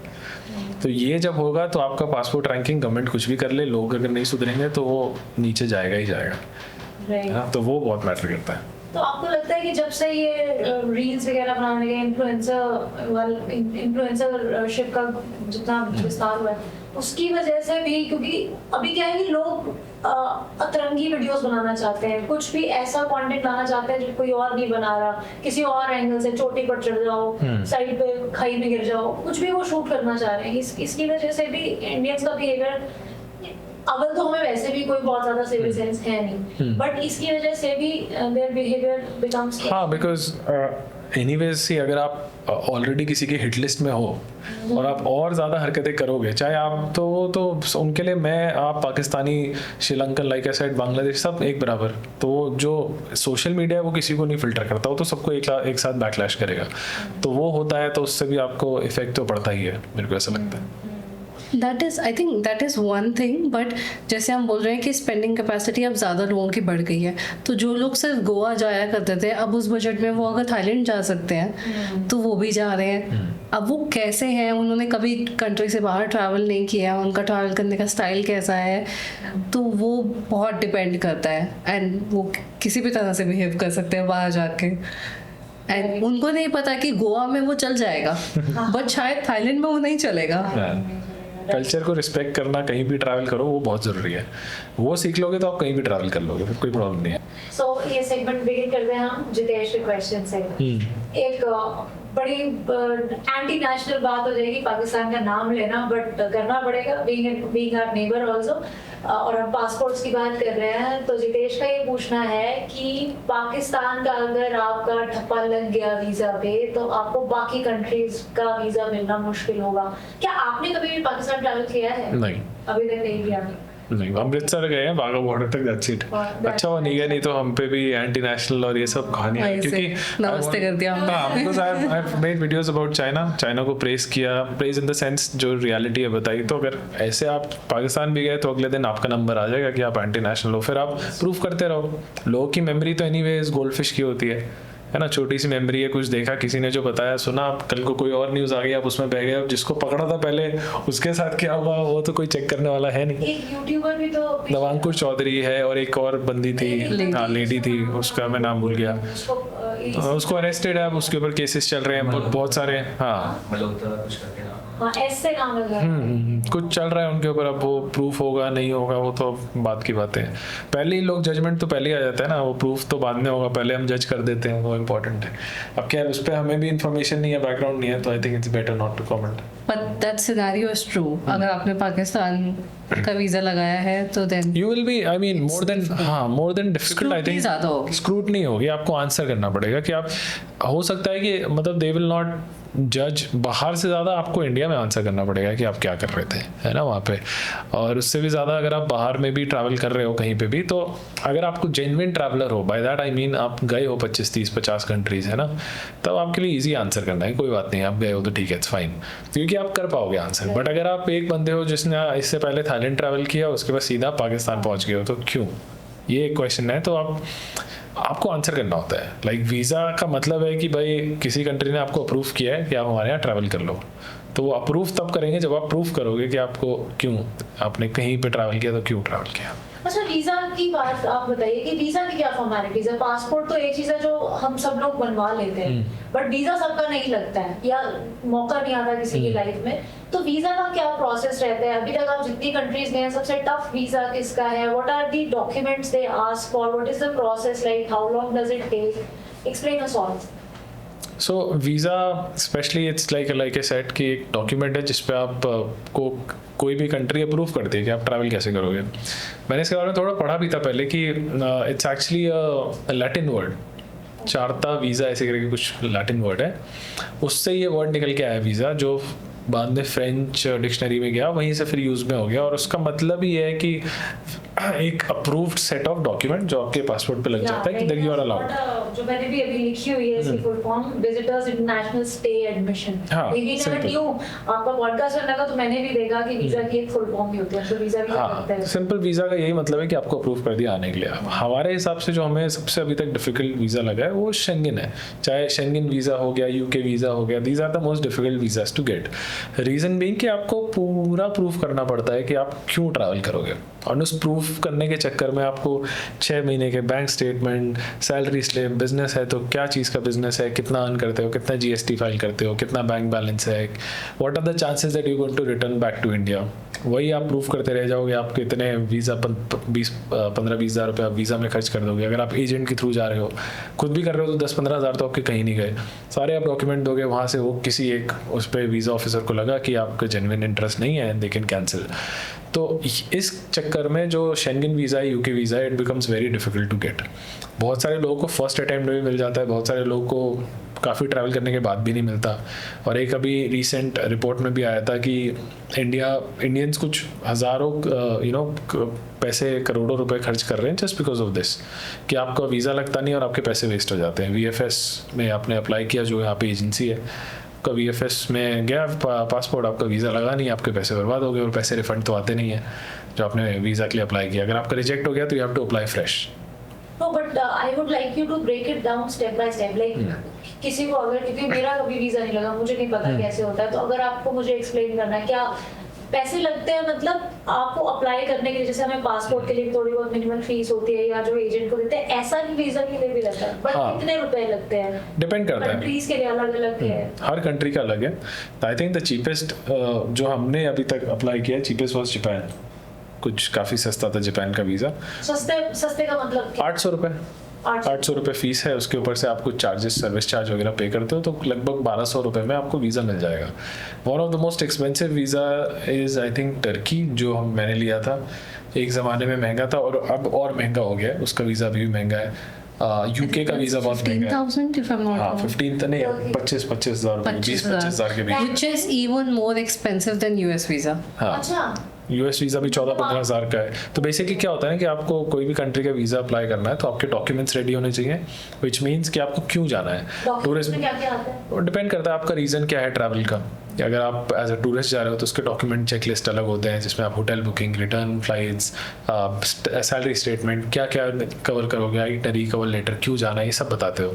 अगर आप बिजनेस, वर्क परमिट, इन सब के चक्कर में जा रहे हो तो उसकी तो खैर अलग ही फॉर्मेलिटी है, क्योंकि वो आपकी कंपनी स्पॉन्सर करती है, जो भी है। तो ये सारे चेकलिस्ट के साथ साथ फिर आपको फीस जमा करनी होती है। जो भी आपका एम्बेसी में आप जा रहे हो या फिर VFS के थ्रू जा रहे हो, VFS is third party company which usually सारे ये शेंगन वीज़ाज और ये सारी यूरोपियन कंट्री के वीज़ाज ये मैनेज करते हैं। ऑस्ट्रेलिया, UK, तो ऑस्ट्रेलिया खैर ऑनलाइन है, UK का वीज़ा ये मैनेज करते हैं, तो इनके थ्रू आपको अप्लाई करना होता है। तो ऐसे है पूरा प्रोसेस, आप अप्लाई करते हो, वीज़ा फीस पे करते हो, then you wait for the decision, and then when decision comes, either you get the visa or you don't. और इफ़ यू डोंट तो आपके पैसे भी गए। बहुत सारे हैं इंश्योरेंस आप ले सकते हो कि आप इंश्योरेंस करा लिया तो आपके हो सकते हैं कि जो आपने वीज़ा में लगाए तो पैसे मिल जाए, बट कुछ परसेंटेज कुछ पैसे, और मुझे ऐसा लगता है वो जब पैसे गए तो गए, फिर आप रिकवर करते रहो उसको। तो प्रोसेस में इंटरव्यू होता है आपका? नहीं, हर जगह इंटरव्यू नहीं होता, यूएस वीज़ा में इंटरव्यू होता है, दैट्स इट। अच्छा, बाकी हर जगह नहीं? बाकी नहीं होता। साउथ अफ्रीकन कंट्रीज में भी कुछ कुछ जगहों पे इंटरव्यू लेते हैं, वो बड़ा ही एक अलग ही प्रोसेस है। That's the thing, her country का वीज़ा प्रोसेस भी अलग है, डॉक्यूमेंटेशन भी अलग है, कॉस्ट भी अलग है, टाइम जितना लगेगा वो भी अलग है, बट द बाप of all visa is US visa. US visa. क्योंकि उसका अगर आप इंडिया में बैठे हो तो आपको 1 साल तक तो अपॉइंटमेंट ही नहीं मिलती है। अपॉइंटमेंट लेना मुश्किल है, मिल भी गया अपॉइंटमेंट आपने उनका, अगर आप ऑनलाइन फॉर्म भरने जाओगे, ऑनलाइन भरना होता है, DS 160 है, आप वो फॉर्म भरते भरते थक जाओगे, इतने सवाल पूछ लेंगे वो, आपने कहाँ किया, चाचा का नाम, पापा का नाम, सब पूछ लेंगे वो, और आपको भरने पड़ेंगे, और everything has to be accurate, correct, कुछ गलत नहीं होना चाहिए। और जब आप इंटरव्यू के लिए जाते हो, स्लॉट मिल जाता है, आप एम्बेसी में जाते हो इंटरव्यू देने के लिए, वहाँ पे आपसे वीज़ा काउंटर पे आपसे क्वेश्चंस पूछते हैं, क्यों ट्रैवल करना है, क्या पर्पस है ट्रैवल का, कब वापस आओगे, क्या, दो सवाल करेंगे मुश्किल से 2-4 मिनट, उसी में वो डिसीजन ले लेते हैं कि आपको वीज़ा मिलेगा, नहीं मिलेगा तो आपको उसी टाइम पासपोर्ट लौटा देंगे and you can go back. और मिल जाएगा तो पासपोर्ट रख लेंगे, बता देंगे visa has been approved and you can come and collect the passport on this date. तो US visa is one of the strongest visas to have on your passport. तो लोग कहते हैं कि कहीं भी इधर उधर साउथ कोरिया पाकिस्तान ट्रैवल करने से और नॉर्थ कोरिया पाकिस्तान ट्रैवल करने से पहले यूएस वीज़ा ले लो, ताकि आपका पासपोर्ट थोड़ा सा स्ट्रॉन्ग रहे, because after that it will be very difficult to explain कि आप क्यों गए, क्या कर रहे थे। जेन्युइन ट्रैवलर हो तो डेफिनेटली उनको समझ में आता है कि हाँ, हम यूट्यूब वीडियोस बनाते हैं, हम ट्रैवलर हैं, हम क्रिएटर हैं, तो प्रॉब्लम नहीं है। तो वो इसको मतलब कंसिडर करते हैं? हाँ, मतलब वो तो पूरा आपका स्क्रूटनी होती है बैक एंड पे। तो पाकिस्तान में तो हमें समझ में आता है कि इंडिया के लिए क्यों मुश्किल है ये डाइजेस्ट भी करना, और आपके लिए क्यों ये ज़्यादा आपको पे करना पड़ेगा इस चीज़ का अगर आप पाकिस्तान। नॉर्थ कोरिया का क्या सीन है? Why is north Korea why does it carry such a burden? Same sanctions लगे हुए हैं, दुनिया भर के सैंक्शंस हैं नॉर्थ कोरिया पे, ईरान पे है जैसे, वैसे नॉर्थ कोरिया पे, ऐसे अफ्रीकन कंट्रीज पे भी हैं। तो जब यमन पे है सैंक्शंस, तो जब सैंक्शंस लगे होते हैं तो ऑटोमेटिकली सैंक्शन का मतलब ये है कि आपके साथ सारे बिजनेस कट्स हैं, आप बिजनेस सारे कट हैं, you can't do any sort of business, कुछ नहीं होना चाहिए। ऐसी कंट्री में आप ट्रैवल करते हो तो आपको प्रूफ करना पड़ता है कि आप क्यों ट्रैवल कर रहे हो। और ये सारी कंट्रीज एनीवेज टूरिस्ट के लिए बनी नहीं है, टूरिज्म इंफ्रास्ट्रक्चर है ही नहीं, तो आप क्या देखने जा रहे हो, अनलेस आपके पास कुछ है कि मेरे को एक्सप्लोर करना ही है उस जगह को, मेरे को तो जाना है, मुझे तो चाइना देखना है, वियतनाम देखना है, वैसा वाला माइंडसेट है, तो फिर आपके लिए प्रूफ करना इजी हो जाता है। वरना उनका रूट भी ट्रैवल का इजी नहीं है। अगर मैं नॉर्थ कोरिया की बात करूं तो आप दिल्ली से अगर जाना भी चाहो, अगर आपके अंदर बहुत ज़्यादा जोश है, तो आप डायरेक्ट तो फ्लाई नहीं कर सकते, आपको चाइना जाना पड़ता है। चाइना जाओगे, नहीं तो आई थिंक मोस्टली चाइना से फ्लाइट जाती है, ट्रेन जाती है, आप वैसे वहाँ पे ट्रैवल कर सकते हो। साउथ कोरिया से कोई डायरेक्ट रूट है नहीं वहाँ ट्रैवल करने का, तो आप और आपको टूर गाइड, टूर एजेंसी के थ्रू ही जाना पड़ता है। खैर आफ्टर कोविड उन्होंने सस्पेंड कर रखा है टूरिज्म, अभी उन्होंने कुछ बिजनेस पर्सपेक्टिव से और कुछ अलग बिजनेस वीज़ास के थ्रू स्टार्ट किया था बीच में टूरिज्म, और वहाँ पे उनका एक हर साल नॉर्थ कोरिया में एक मैराथन होता है जो ऑर्गेनाइज करते हैं, वो भी अभी हुआ था। काफ़ी सारे इंडियन ट्रैवलर्स हैं, वॉन्डरिंग मैनियक करके, को बुलाया था उन्होंने। वॉन्डरिंग मैनियक है Vishnu Saha, I think, I follow him, तो वो उसने भी ट्रैवल किया था। तो आप ट्रैवल कर सकते हो, ऐसा नहीं है, बट आपको ट्रैवल एजेंट के थ्रू जाना पड़ेगा, सारे डॉक्यूमेंट रेडी करने पड़ेंगे, इंटरव्यू होता है, बहुत रिस्ट्रिक्टेड ट्रैवल होता है उसमें, सही कॉम्प्लेक्स कि वो आपको जहाँ लेके जाएंगे आप बस वो देख सकते हो, कुछ जगहों पे आप आपको खुद से कैमरा होटल से रिकॉर्ड बाहर करना है। नहीं जा सकते हो। कुछ एरियाज में आपको अलाउ भी कर दें, जो उनका है, जो आपको दिखाना चाहते हैं आपको वही देखना है। हाँ। कुछ फालतू आप शूट नहीं करोगे, कुछ फालतू आप दिखाओगे नहीं। बट अभी तक हम नॉर्थ कोरिया गए नहीं है, तो मैं सारी चीज़ों को ये बोलता हूँ कि जो हमने सुना है, जो देखा है ना, जो आपको दिखाया जा रहा है वो मैं आपको बता रहा हूँ, बट जब मैं खुद जाऊँगा तो हो सकता है वो पर्सपेक्टिव डिफरेंट हो। 100%। बिल्कुल। तो इसमें मतलब you want to travel all around the world. We are like those kids जिनको बोला जाता है ना कि ये नहीं करना है, हमें वही करना है। तो मन तो है बहुत, मतलब कोशिश तो ये है कि जितना ज़्यादा ट्रैवल कर सके करेंगे, साथ में Right. साथ में ट्रैवल करेंगे, ये है। हाँ, like I went to Myanmar last year, तो म्यांमार में थोड़ा वॉर का और सिविल वॉर का सीन है, तो मना किया था, सबने बोला नहीं जाना नहीं जाना, तो मैं इसको नहीं लेके गया, I went alone and it was normal. थोड़ा चेक पॉइंट्स आए थे, बहुत इश्यूज थे कि हर तरफ मिलिट्री चेक पॉइंट्स हैं, आपको कैमरा नीचे करना है, you can't shoot and all. कहीं पे भी आप कैमरा निकाल रहे हो तो 4 लोग आपको देख रहे हैं. बट मुझे ऐसा कुछ प्रॉब्लम नहीं लगा. एंड आई वेंट, अच्छा था एक्सपीरियंस, काफ़ी सस्ता था. Very nice, like very nice. Yangon Super गया था clean. मैं, सुपर क्लीन. Really? मतलब हम लोग दिल्ली से उठ के जाते हैं ऐसी कंट्रीज में सोच के कि यार ये तो हमसे रिलेटिवली नीचे है, और फिर आप देखते हो कि यार ये भी साफ है. ये भी साफ है, ये भी लेन ड्राइविंग कर रहे हैं, फालतू के हॉर्न नहीं बजा रहे हैं. तो आपको लगता है कि हम कहाँ पीछे रह गए. हम एक ऐसी कंट्री है इंडिया जिसने एशिया में पूरा कल्चर बांटा है. जाके लोगों को बताया है कि आप जाओ तो थाईलैंड के जो राजा हैं उनका जो टाइटल है वो रामा है थाईलैंड में. तो वो हमारे उससे ही पूरा लिया गया है. उनका जो थाईलैंड में जो उनका नेशनल एपिक है उसका नाम है Ramakien, which is basically Ramayana only but written in a different style. तो वो आप देखो, उनका पूरा वो रेफरेंस ही वही है. तो आपको ऐसा लगता है कि यार हमने पूरी दुनिया को कल्चर बांटा और हमारे में ही वो नहीं रहा. Right. आप उस हिसाब से देखो, Delhi is one of the most unsafest city in the world. So, है, but reality that's है. deep. That's something to ponder over. वो हमारे को एक इंडिविजुअल को वो रिस्पॉन्सिबिलिटी भी लेनी पड़ेगी. एंड ऑफ कोर्स हमारी गवर्नमेंट्स तो मतलब उनको सिर्फ अपना रिपोर्ट कार्ड दिखाने की रहती है. इकोनॉमी अब इकोनॉमी कौन से बेसिस पे है, जीडीपी वगैरह वो सब वो अलग इशू हो जाता है. बट देन उसमें भी काफी क्लॉजेज हैं. मतलब जिस तरीके से वो लोग जीडीपी की कैलकुलेशन बताते हैं और जो नेट जीडीपी वगैरह वो अलग आता है. तो हम सिर्फ इसी को ही बोलने में आगे लगे हुए हैं कि हाँ मतलब विश्व गुरु and 5th largest, 3rd largest, 2nd largest economy. तो आई थिंक कल्चर पे ध्यान कहीं ना कहीं, कल्चर पे ध्यान नहीं देंगे तो ये सब वेस्ट है. पे नहीं दे रहे हैं, वो सब नहीं कर रहे हैं. अफ्रीका भी गए आप? अफ्रीका ट्रैवल नहीं हुआ अभी तक. अफ्रीका नहीं नहीं, मन है, बहुत ज़्यादा मन है. अभी कीप प्लानिंग, बट अफ्रीका अभी जाने का सीज़न नहीं है. बिकॉज अगर आप साउथ साइड जाओ, साउथ अफ्रीका वगैरह जाओ, तो वो सदर्न हेमिस्फेयर में पड़ जाता है. तो सीज़न जो है ऑपोजिट होता है. हमारे यहाँ जब गर्मी है तो उनके यहाँ ठंड है. तो हमारा प्लान ऐसा रहता है कि हम ऐसी कंट्री में, जिस भी कंट्री में जाएँ तब जाएँ जब वहाँ ठंड हो. We both like travelling when it's winter. गर्मी वाले नहीं, क्योंकि थाईलैंड में 365 डेज गर्मी होती है. तो हमें गर्मी उतना पसंद नहीं है, ठंड देखना है.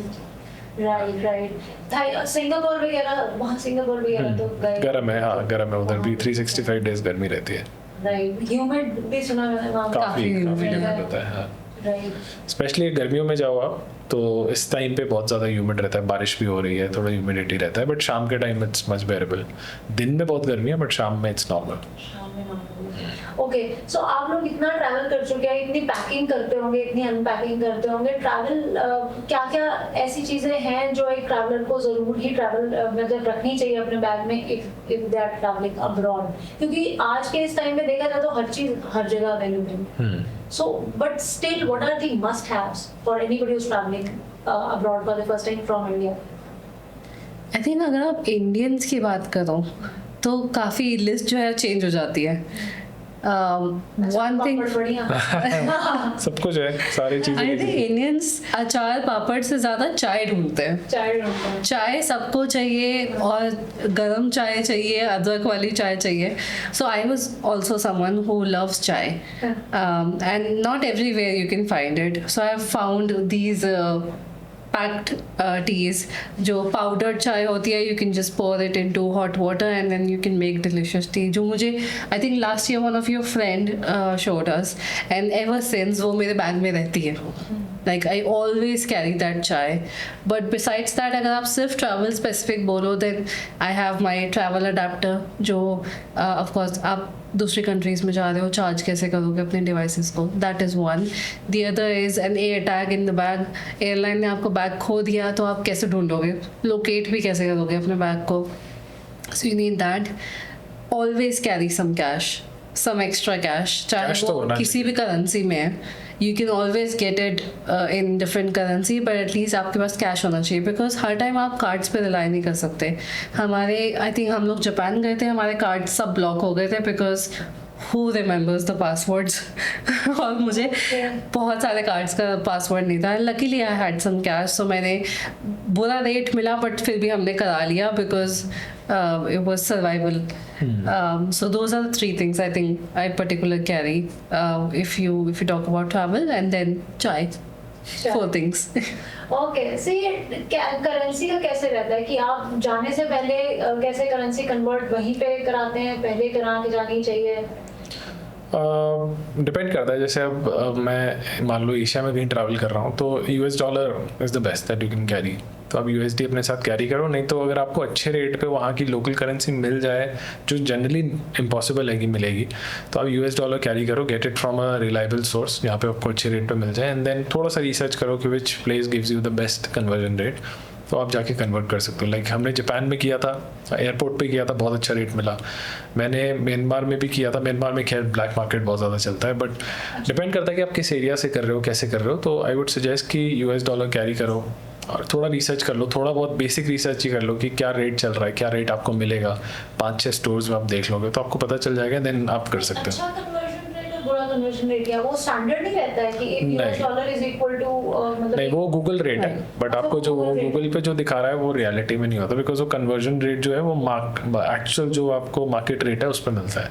मान लो आपको गूगल अगर दिखा रहा है कि $1 इज 80 रुपीज़ फॉर एग्जाम्पल, तो आपको बाहर हो सकता है $1 का आपको यू माइट हैव टू पे मोर, लाइक मतलब सॉरी आपको कम अंडर मिलेगा। सिमिलरली अगर आप 100 रुपये का भी आपको $1 मिल सकता है, तो वो डिपेंड करता है कि आपको किधर से आप ले रहे हो। और वो अलग अलग एक्सचेंज वालों का अलग अलग भी हो सकता है, हाँ। सेम डे पे conversion Whoever gives the best, because हाँ बिकॉज उनका भी तो उसी से कमीशन है, तो अब डिपेंड करता है किसको कम प्रॉफिट कमाना है ना, किसको है कि आज चलो मेरे को कोई कस्टमर पे खेल रहा है, नंबर्स पे कोई पे खेल रहा है, तो डिपेंड करता है। And this is one of the most useful information जो लोग ढूंढते हैं वीडियोस में। तो हम लोग कहीं भी जाते हैं हम लोग ये ज़रूर शेयर करते हैं कि अगर आपको डॉलर लेना है तो इस शॉप से ले लेना, अगर आप मलेशिया आ रहे हो तो इस दुकान से कन्वर्ट करा लेना। तो ये बहुत हेल्पफुल लगता है लोगों को, आई थिंक, जहाँ भी थोड़े पैसे बच जाए।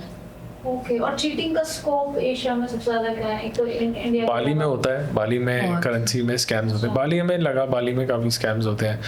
थाईलैंड में भी कुछ जगह हैं जहाँ स्कैम होता है, लाइक कोह सामुई में हमें पर्सनली फील किया था 1-2 बार, हमने थोड़ा सा होता है। उसके अलावा पर्सनली तो हमने कहीं पे इतना फेस नहीं किया, बिकॉज प्रॉब्ली हम लोग थोड़े ज़्यादा ही वी आर हाँ, तो हमें पता है कि कौन कहाँ पे बेवकूफ़ बना सकता है, तो हम थोड़ा सा पहले ही किसी पे ज़्यादा ट्रस्ट करते नहीं है। कम ट्रस्ट करो, बिकॉज होता है ना कभी आप ट्रैवल करो, suddenly somebody bumps into you and like ये आप कहाँ से हो, ठीक है हाय हाल चाल हो गया, लेकिन अगर वो ज़्यादा दोस्ती निभाए और चलो मैं आपको ये भी करा देता हूँ, तो कुछ लोग बोले होते हैं वो साथ चले जाते हैं और आपका कुछ भी हो सकता है। बट हम थोड़ा सा वैसे है कि जितनी बात सेंसिबल लग रही है उतनी करो, बाकी अपना आई थिंक इंडियन होने का ये फायदा है, देखो हमारा पासपोर्ट जितना भी वीक हो हम लोग स्ट्रीट स्मार्ट तो हैं। हाँ, ऑल तो आपको पता है हम कि लोग किसी पे ट्रस्ट नहीं करते इजीली, इतना इजीली नहीं करते, स्पेशली बड़े सिटीज़ वाले तो अपने से ही काम रखने के। यहाँ भी बहुत स्कैम। हाँ, तो वही अपने आप को सेफ रखना इन सब चीज़ों से, आई थिंक इट्स वेरी इंपॉर्टेंट। तो इसके अलावा आप क्या टिप्स देना चाहेंगे? कि एक तो ये है कि किसी पे इतना भरोसा नहीं करना, मतलब सो वो है सॉन्ग भी है ना, मामा टोल्ड मी, तो वो है। इसके अलावा और क्या टिप्स देना चाहेंगे जो फर्स्ट टाइम ट्रैवलर्स होंगे when they step into any foreign land? What are the things as an Indian you should keep in mind to keep yourself safe? As an Indian first thing I would say कि थोड़ा सा मतलब be open to cultures, है ना, कि अगर किसी का कल्चर आपसे थोड़ा डिफरेंट है तो एम्ब्रेस इट, सीखो कि क्यों है, क्योंकि आप ट्रैवल कर रहे हो तो वो उनका देश है, उनका है, तो आप अपनी चीज़ें नहीं चला सकते। बहुत सारे मैंने देखे हैं ट्रैवलर्स जो ट्रैवल करते हैं, they start complaining from day one कि ऐसा है, ये तो ऐसे करते हैं, वो तो ऐसे करते हैं। So I think it's really bad not to complain, I mean don't complain. Safety के पॉइंट ऑफ व्यू से अगर बोलें तो अपने वॉलेट और अपने इन सब चीज़ों को हमेशा संभाल के रखो। Doesn't matter which ever city, which ever safest country और सिटी यू आर इन, और किसी ने भी अगर थोड़ा सा ही पिक पॉकेट कर लिया, आपके वॉलेट निकाल लिया, कुछ निकाल लिया, तो you are gone. So try to keep your cash at different places. थोड़ा सा क्या वॉलेट में रख लिया, थोड़ा सा बैग में रख लिया, कुछ ऐसे सेपरेट करके रख सकते हो। अभी careful very you're using your card. अगर आपको कहीं पे भी टैप इनेबल्ड होता है, कहीं भी बाहर ट्रैवल करते हो तो टैप थोड़ा सा just be careful that wherever you are using it. उसके अलावा लेट नाइट कुछ अलग अलग जगहों से थोड़े सिक्लूडेड स्पॉट्स हैं, because you are a tourist, so you feel कि मेरे साथ तो कुछ नहीं होगा, तो किसी के साथ भी कुछ भी हो सकता है, अनलेस आप जापान में हो, अनलेस आप चाइना में हो, अच्छी कंट्रीज़ में हो। वहाँ पे तो आप हम लोग रात को 1:30 बजे भी पैदल आए हैं सुनसान सड़कों से, सामने से जो इंसान आ भी रहा है वो आपको सेकंड नज़र नहीं उठा के देखता, इतनी ज़्यादा सेफ है कि if they are crossing you they will just go on their way. तो ये सब छोटी छोटी चीज़ें हैं, तो थोड़ा सा केयरफुल रहोगे तो I think easy to travel anywhere. आप लोग खुद इतने सारे वीडियोस इंस्टाग्राम पे डालते हैं, लेकिन अभी हम जैसे बात कर रहे थे, you were advocating YouTube for first hand travelling experiences, why so? I think you can answer that. I think so. We have only started doing Instagram lately, I think in a couple of months, but then we had such great experiences that people related to it and they liked it, and so they started following us. But all of our experiences in the past 7 years that you have been vlogging are all documented on YouTube. तो हम लोग हमेशा YouTube document करते हैं और हमेशा advocate इसलिए भी करते हैं बिकॉज हमें पता है कि जो YouTube पे है वो आप फेक नहीं कर सकते हो. YouTube is very real, it's very raw, and it gives you the depth of the knowledge that you need, whether you're traveling or for any other purpose as well. I think Instagram is very superficial, mostly because आप 30 second में कितना information दे दोगे. So a lot of people are just exaggerating things for Instagram because 30 second में view कैसे लेके आए. उससे भी ज़्यादा आई फील कि अब स्पेशली अब ट्रैवलिंग ऐसा हो गया है कि अगर मैं इंस्टाग्राम की बात करूँ तो ये है कि मैं स्विट्ज़रलैंड में जाके, मैं उस वाले एरिया में जाके, मैंने जब तक वो सिमरन वो वाला सीन नहीं किया तो मेरा स्विट्ज़रलैंड जाना वेस्ट हो गया है ना. डांस करना है वहाँ जाके, ये करना है, ऐसे रील बनानी है, ये ट्रांजिशन करना है. लोगों के दिमाग में यही है ट्रैवल अब के टाइम में. बट ट्रैवलिंग अगर आप जेन्युइन ये वो they are tourist, they are not travellers. That's an interesting point. I wanted to bring out the difference between being a tourist and being a traveler. अगर आपको traveller देखना है ना तो check if they have a YouTube account. I don't You will trust the identify that people. traveler or tourist. I नहीं पता don't चल. trust the people who are solely doing Instagram because पता क्या होता है, आप यूरोप गए, Europe में everything looks the same. ठीक है, टोपोग्राफी अलग है इंडिया से, rest everything looks the same. मैं 4 कंट्री गई, मैंने वीडियो बनाया 10 कंट्री के बारे में. How can you tell me कि मैं गई कि नहीं. और उससे भी ज़्यादा अब लोगों को ये है इंस्टाग्राम पे everybody only talks about views. हम इंस्टाग्राम पे वीडियोस बनाते हैं तो हमारे भी व्यूज़ आए, बट मैं इसको ये बोलता हूँ कि यार मेरे लिए इंस्टाग्राम इज़ वेरी इंपॉर्टेंट. ठीक है, वीडियोस बना रहे हो, रीच अच्छी आ जाती है जो आ रही, but I don't relate because I am trying to put everything into वो 1 सेकंड. मुझसे नहीं हो पाएगा. एंड फॉर मी, मैं कुछ भी ऐसे ट्रांजिशन वीडियोस, ज़बरदस्ती एक्साइटमेंट, ऐसे बहुत सारे ट्रांजिशन होते हैं जिसमें camera is on your face and then act like you are so excited हो, कैमरा घुमाया और कुछ अच्छा ऐसा दिख रहा है तो आप बोल रहे हो कि वाह ये मेरा एक्सपीरियंस है. This is all fake. तो मेरे को फेकनेस जो है ना वो मुझे पसंद नहीं है. मेरे को है कि मैं कहीं पे भी हूँ, अगर मुझे चीज़ अच्छी लगी हो, नाइस, बढ़िया, अच्छा है.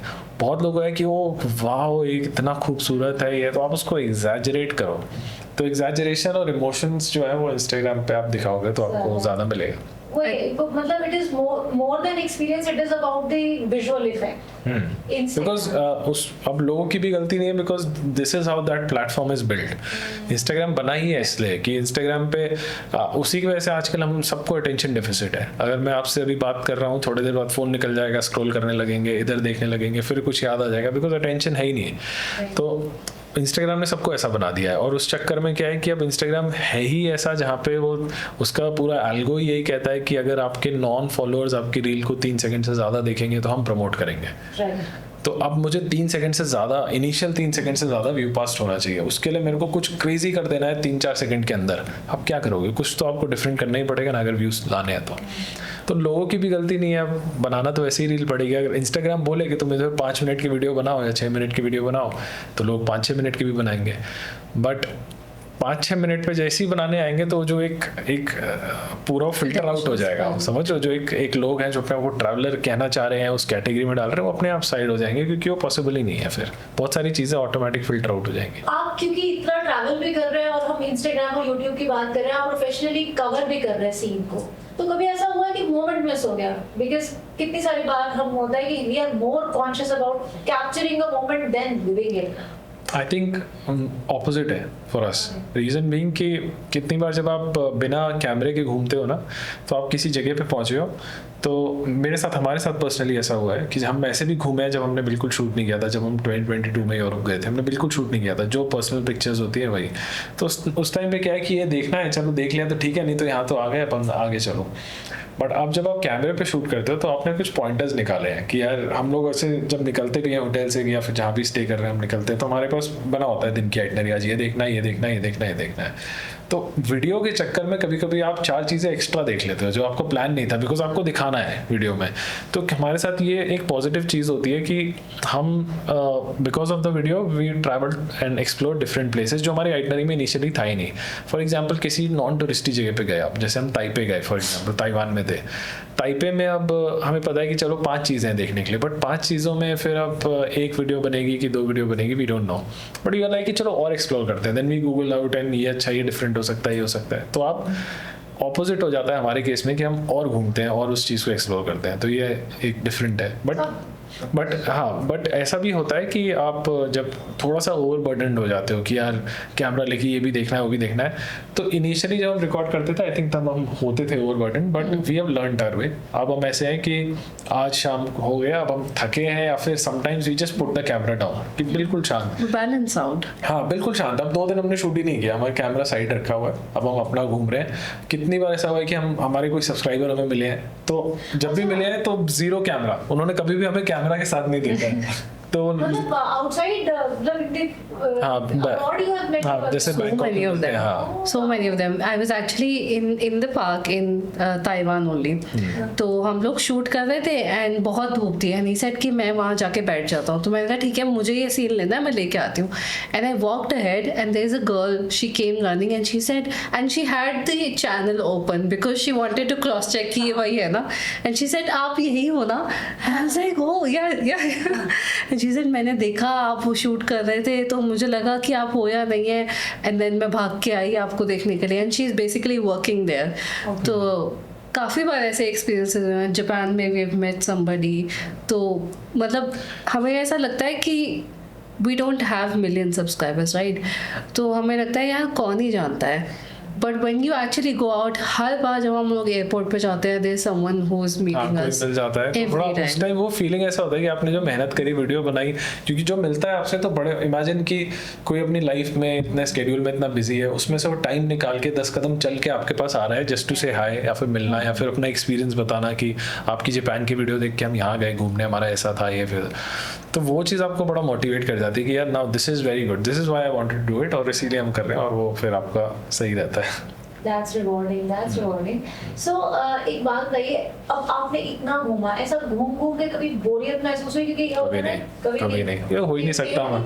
अभी बहुत हम तो ऐसे हैं कि हम जब वापसी की फ्लाइट ले रहे होते हैं ना, तो मैं इसको बस ऐसे बोल रहा होता हूँ, इसको कन्विंस कर रहा होता हूँ पीछे से कि यार ये तो अच्छा था, इसके बाद हाँ इसके बाद ऐसा है ना, अब एक काम कर सकते हैं, इतने पैसे यहाँ खर्च हो गए तो अब हमें इतने बजट में ना ये कर सकते हैं, तो अगर ये ना हो तो मैं तो फिर रोड पे आ जाऊँ इतने पैसे तो ये जो ये कंट्रोल कर लेती है कि थोड़ा शांत, अभी थोड़ा सा let's just recover and then will plan something.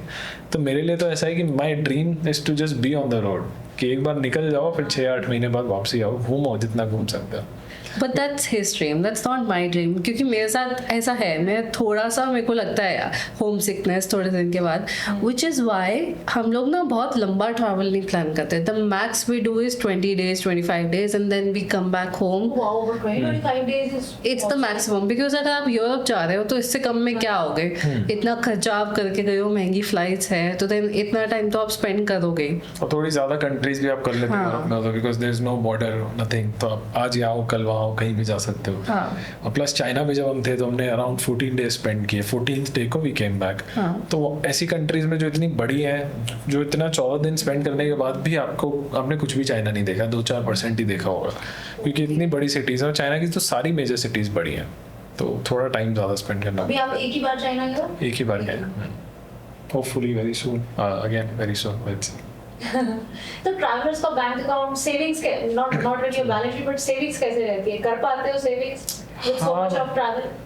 मतलब इट्स आई थिंक कि अब तो हम थोड़ा सा कमाने भी लग गए हैं, यूट्यूब से भी थोड़ा बहुत आ जाता है, प्लस अगर हमारी मॉम नहीं देख रही है वीडियो थोड़ा यूट्यूब से भी आ जाता है, प्लस अगर आपका कोई सीरीज चल गई तो हम अपनी काइंड ऑफ कंसल्टेंसी भी करते हैं, जिसमें somebody wants to travel so we have our personalized itinerary and one-on-one calls, and if somebody needs some sort of content से भी गाइडेंस चाहिए आप वन ऑन वन कर सकते हो। तो कोई सीरीज़ आपकी चल गई, लाइक जापान चली हमारी, तो हम बहुत लोगों ने हमें आइटनरी के लिए वन ऑन वन कॉल्स के लिए रीच आउट किया साल भर, तो हमने जितने पैसे खर्च किए उससे कई ज़्यादा हमने रिकवर भी कर लिए।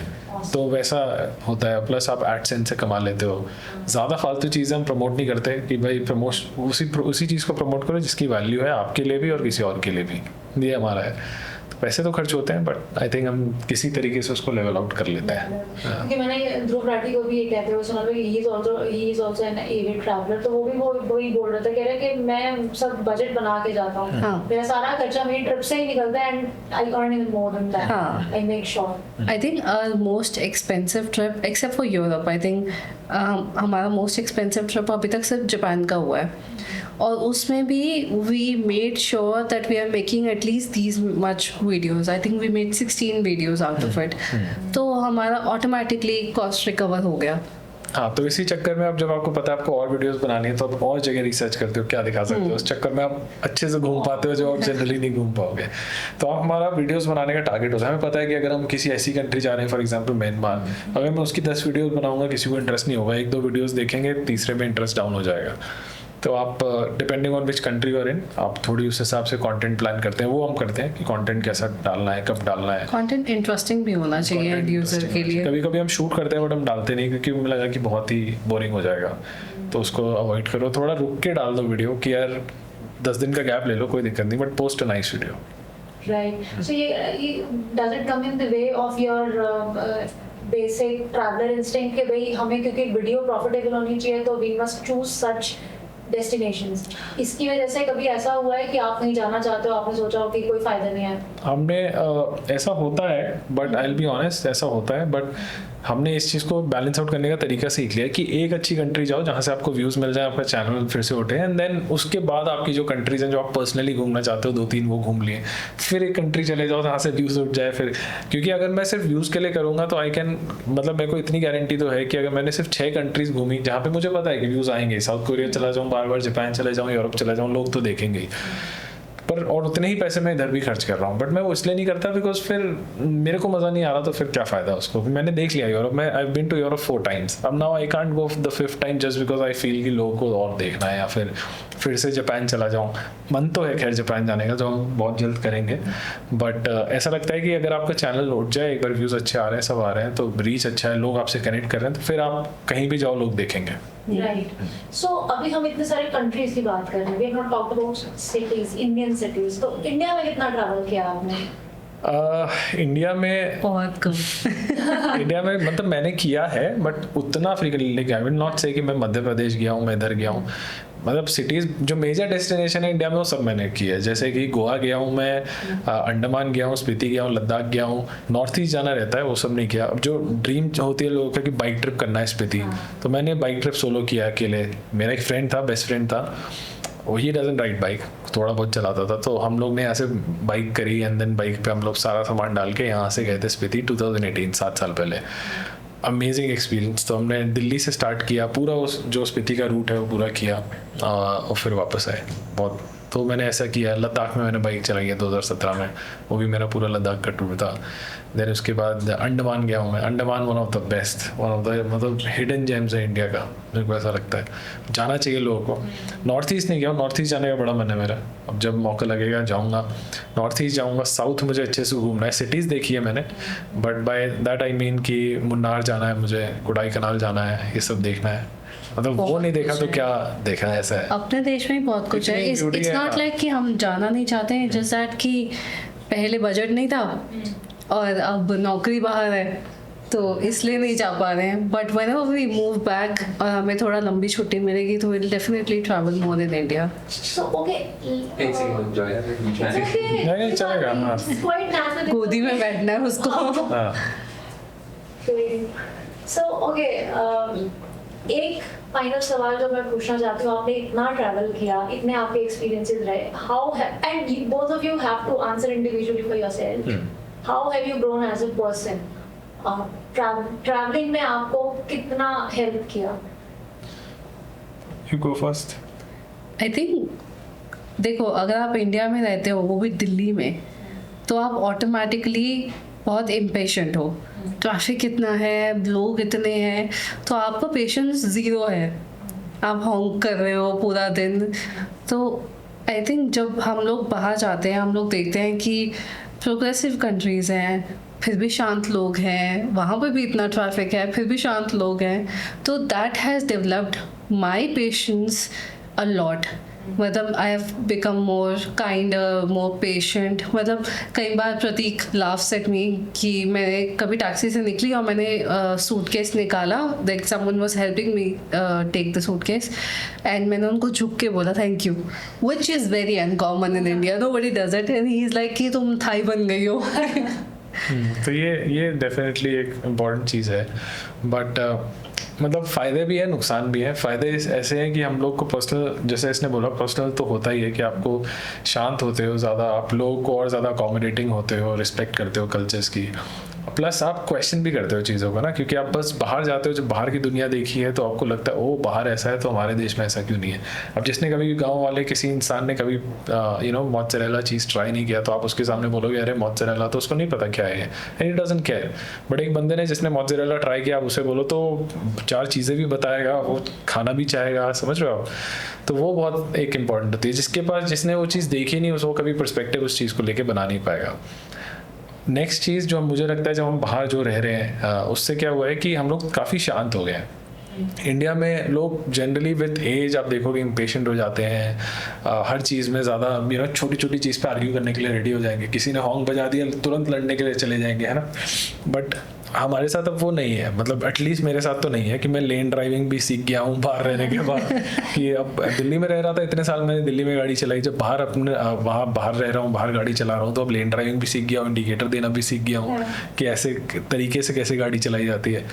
तो ये सारी चीज़ों से आप इंसान बन जाते हो। लेकिन ये एक होता है कि हमें we will definitely come back to India, but when we come back तो हमारे लिए बहुत मुश्किल हो जाएगा अडाप्ट करना, क्योंकि अब हम शांत हैं, हमें किसी से आर्ग्यू नहीं करना, हम क्यों ढूंढने की कोशिश करते हैं कहाँ लाइन लगी है, कैसे जाएं, शोर नहीं मचाना, ज़बरदस्ती रूड होने की कोशिश मत करो किसी के साथ, है ना। छोटे अगर आपसे कम कमाते हैं तो लोग की आदत है उनको दबाने की, है ना। तो हमारे अंदर वो चीज़ें अब पहले भी नहीं थी और अब तो बिल्कुल ही ख़त्म हो गई है। तो अब वो एक चैलेंज होता है, और ये चैलेंज बहुत लोग फील करते हैं जब बाहर से आते हैं इंडिया। जो कोई NRI अगर बाहर रह रहे हैं, 10 साल किसी ने US में काटे, उसके बाद वापस आए, तो उनके लिए बड़ी सिटीज़ में रहना मुश्किल हो जाता है। तभी आप सुनोगे जितने लोग बाहर रह रहे हैं, बाहर रन कर रहे हैं, 10, 15, 20 साल US रहे, वापस आए, तो जनरली किसी Tier 2, Tier 3 सिटी में मूव कर जाते हैं। They don't stay in bigger cities just because of this reason, because it's very difficult to adapt now. कि पहले आप किसी और उसमें थे, फिर आप किसी और में इंसान बने, फिर आपको दोबारा कोई जानवर बनने के लिए कह रहा है, तो वो थोड़ा सा मुश्किल हो जाता है। बट एक चीज़ कंसिस्टेंट है कि कहीं भी जाओ यही सोचते हैं कि हमारे देश में क्यों नहीं हो सकता, हमारे में क्या कमी है, like why is it so hard. Because people don't care, nobody cares. आप किसी चीज़ को जब डिमांड नहीं करोगे तो nobody is going to give you, बिना मांगे तो कुछ मिलता नहीं है। Right, so much of exchange of culture happening and then adapting to opening. It's like a new world is opening up. Yeah. बहुत लोग समझदार भी होते हैं जो चीज़ों को क्वेश्चन करते हैं, पूछते हैं, समझने की कोशिश करते हैं। बहुत लोग होते हैं जो फ्लो के साथ चल रहे हैं कि यार चल रहा है चलने दो, बाहर लोग कूड़ा फेंक रहे हैं, हम भी फेंक देंगे, क्या फ़र्क पड़ता है। कुछ लोग होते हैं कि नहीं ये नहीं करना, और जो लोग उस जोन में चले आते हैं वो ऑटोमेटिकली फिर हमारा देश फिर सही डायरेक्शन में जाएगा। हमने आप जापान इतना घूमे हैं और इतने इंस्टाग्राम पे वीडियोस देखते हैं कि जापान की स्कूलिंग में बहुत डिसिप्लिन हमें दिखाया जाता है, चाइना में, जापान में। तो कभी ऐसा हुआ कि आप वहाँ के स्कूल्स में बाई चांस आपको मौका मिला हो, आपने देखा हो, या वहाँ एजुकेशन सिस्टम वहाँ किस तरीके से बच्चों में कल्चर इनकर, जैसे आप कह रहे थे ना कि अभी हमारे देश में कब होगा, तो Did you happen to get this perspective कि वो कैसे इनकलकेट कर रहे हैं अपना कल्चर अपने बच्चों में through their education, through schooling, through parenting, जो शायद हम नहीं कर पा रहे हैं? हम जापान में थे। I think we were in a very small town in Japan. वहाँ पे हमने देखा कि स्कूल जो बच्चे जा रहे थे ना, तो आप जापान में वीडियोस भी देखोगे तो स्कूल जो बच्चे आते हैं वो एक अलग टाइप की कैप पहनते हैं, बैग भी अलग टाइप का होता है, अलग कलरिंग होती है। एंड जापान में स्पेशली ऐसा है कि बच्चे खुद से, छोटे छोटे बच्चे खुद से स्कूल जा सकते हैं, and the entire community is going to support them. खुद से मतलब they will be like 3-4 years old आराम से अपना स्कूल जा सकते हैं, बस भी लेंगे, वॉक भी Road cross करेंगे, रोड भी करेंगे। क्रॉस करेंगे, एक पब्लिक बस लेंगे, रोड भी क्रॉस करेंगे, दे विल बी कम्प्लीटली सेफ, कोई इशू नहीं है। तो वहाँ पे लोगों ने अपनी खुद की एक जिम्मेदारी मानी है कि यार सबका सेफ बच्चे सेफ होने चाहिए स्कूल जाते टाइम। तो ये कल्चर उनके कल्चर का एक पार्ट है ये। अब सिमिलरली एजुकेशन सिस्टम की बात करें तो याद है हम जापान में थे एंड छोटे छोटे बच्चे आए हमसे एंड बहुत सारे बच्चे भागते हुए आए and they started asking us questions in टूटा फूटा इंग्लिश, मतलब वो बात करने की पूरी कोशिश कर रहे थे। तो मुझे लगा कि पहले हमारा जो फर्स्ट इंस्टिंक्ट होता है कि कोई स्कैम हो जाएगा तो कम बात करो, Scam है या कोई prank कुछ है, कर कुछ रहा है। प्रैंक है, स्कैम है, यू नेवर नो। तो फिर उन्होंने बोला कि we are students from this local school and हम अपनी इंग्लिश प्रैक्टिस कर रहे हैं, so we are talking to foreigners. और वो उन्होंने बताया कि वो पूरे दिन उनका यही काम रहता है, उनका डे एक्टिविटी होती है जिसमें उनको बाहर जाना होता है, फॉरेनर्स से स्पेशली बात करनी होती है, अपनी इंग्लिश इंप्रूव करनी होती है, they have to ask some questions. तो हमसे भी उन्होंने कुछ क्वेश्चंस पूछे थे कि आप कितने दिन हो, कहाँ कहाँ घूमे, ऐसे करके उन्होंने बात करी, हमारे साथ पिक्चर्स क्लिक करी, उनके टीचर्स भी उनके साथ थे। तो मुझे लगता है प्रैक्टिकल नॉलेज जो है ना, ये प्रैक्टिकल इन्फॉर्मेशन और ये जो पढ़ाई आप करते हो प्रैक्टिकलिटी पे, तो वो आपको बहुत ज़्यादा आपका पर्सपेक्टिव और होराइजन काफ़ी ब्रॉड होता है उससे। और मुझे ऐसा लगता है कि हमारे स्कूल्स में अब बहुत ज़्यादा स्टार्ट हो गया है कि हमारे स्कूल के इंडिया से भी काफ़ी स्कूल्स हैं जो बच्चों को बाहर लेके जाते हैं, जापान लेके जाते हैं, चाइना, यूएस, नासा। मेरे स्कूल वाले भी एक ज़माने में नासा लेके गए थे, काफ़ी पैसे लिए थे बट नासा लेके गए थे। तो मुझे ऐसा लगता है कि स्कूल का जो ओवरऑल पर्सपेक्टिव है ना, हाँ वो कॉलेज में होता था, वो एक्सचेंज प्रोग्राम बहुत ज़्यादा इंपॉर्टेंट है, बट ओवरऑल डिफरेंस यही लगा कि बच्चे ज़्यादा मुझे मैच्योर लगे इन टर्म्स ऑफ, बिकॉज वो मैच्योरिटी आती कहाँ से, आपकी सोसाइटी से ही आती है कि आपके माँ बाप आपको कैसा कल्चर डाल रहे हैं, तो वही कल्चर आप डालोगे तो वही दिखेगा। They're more independent, more responsible, खुद से स्कूल जाना है, कम्युनिटी को भी पता है कि अगर they are lost they will help them reach their house। तो बहुत सारी चीज़ें सिविलियंस पे है, which is I think what we touched on earlier, कि हम लोगों को भी खुद से रिस्पॉन्सिबिलिटी लेनी होगी सोसाइटी को आगे बढ़ाने के लिए। Not everything is dependent on the government. Right, like they say, it takes a village to raise a kid. तो वहाँ पे वो actually practice Literally. करते हैं। एक्चुअली वहाँ पे वो ये भी है, मैंने खैर पर्सनली नहीं देखा है बट मैंने वीडियोस में देखा है कि अगर बच्चे कुछ जैसे होता है ना, आपस में खेल रहे हैं, कोई आइसक्रीम खा रहा है, नीचे गिर गई, छोटे बच्चे, वो क्लीन करके उसको डस्टबिन में फेंकेंगे। They will not be like गिर गई तो अपना चलो हमारा हो गया, बट उसको उठाएंगे, उसको साफ करेंगे, दे विल मेक श्योर कि इट इज क्लीन। तो ये चीज़ें बचपन से ही आएंगी। That's nice. And it was wonderful talking to both of you. बहुत सारी मेरे को जानकारी मिली, and I'm pretty sure the audience वो आपके रील्स भी देखते रहते हैं और यहाँ पे आके और डिटेल्ड एक्सपीरियंसेस देखेंगे, सुनेंगे और उनको बहुत मजा आएगा। So thank you so much. आप लोगों ने हमें इतना सब enlighten किया, हमें पूरे window to the world. It was amazing talking to both of you. Thank you so much. Thank you for having us.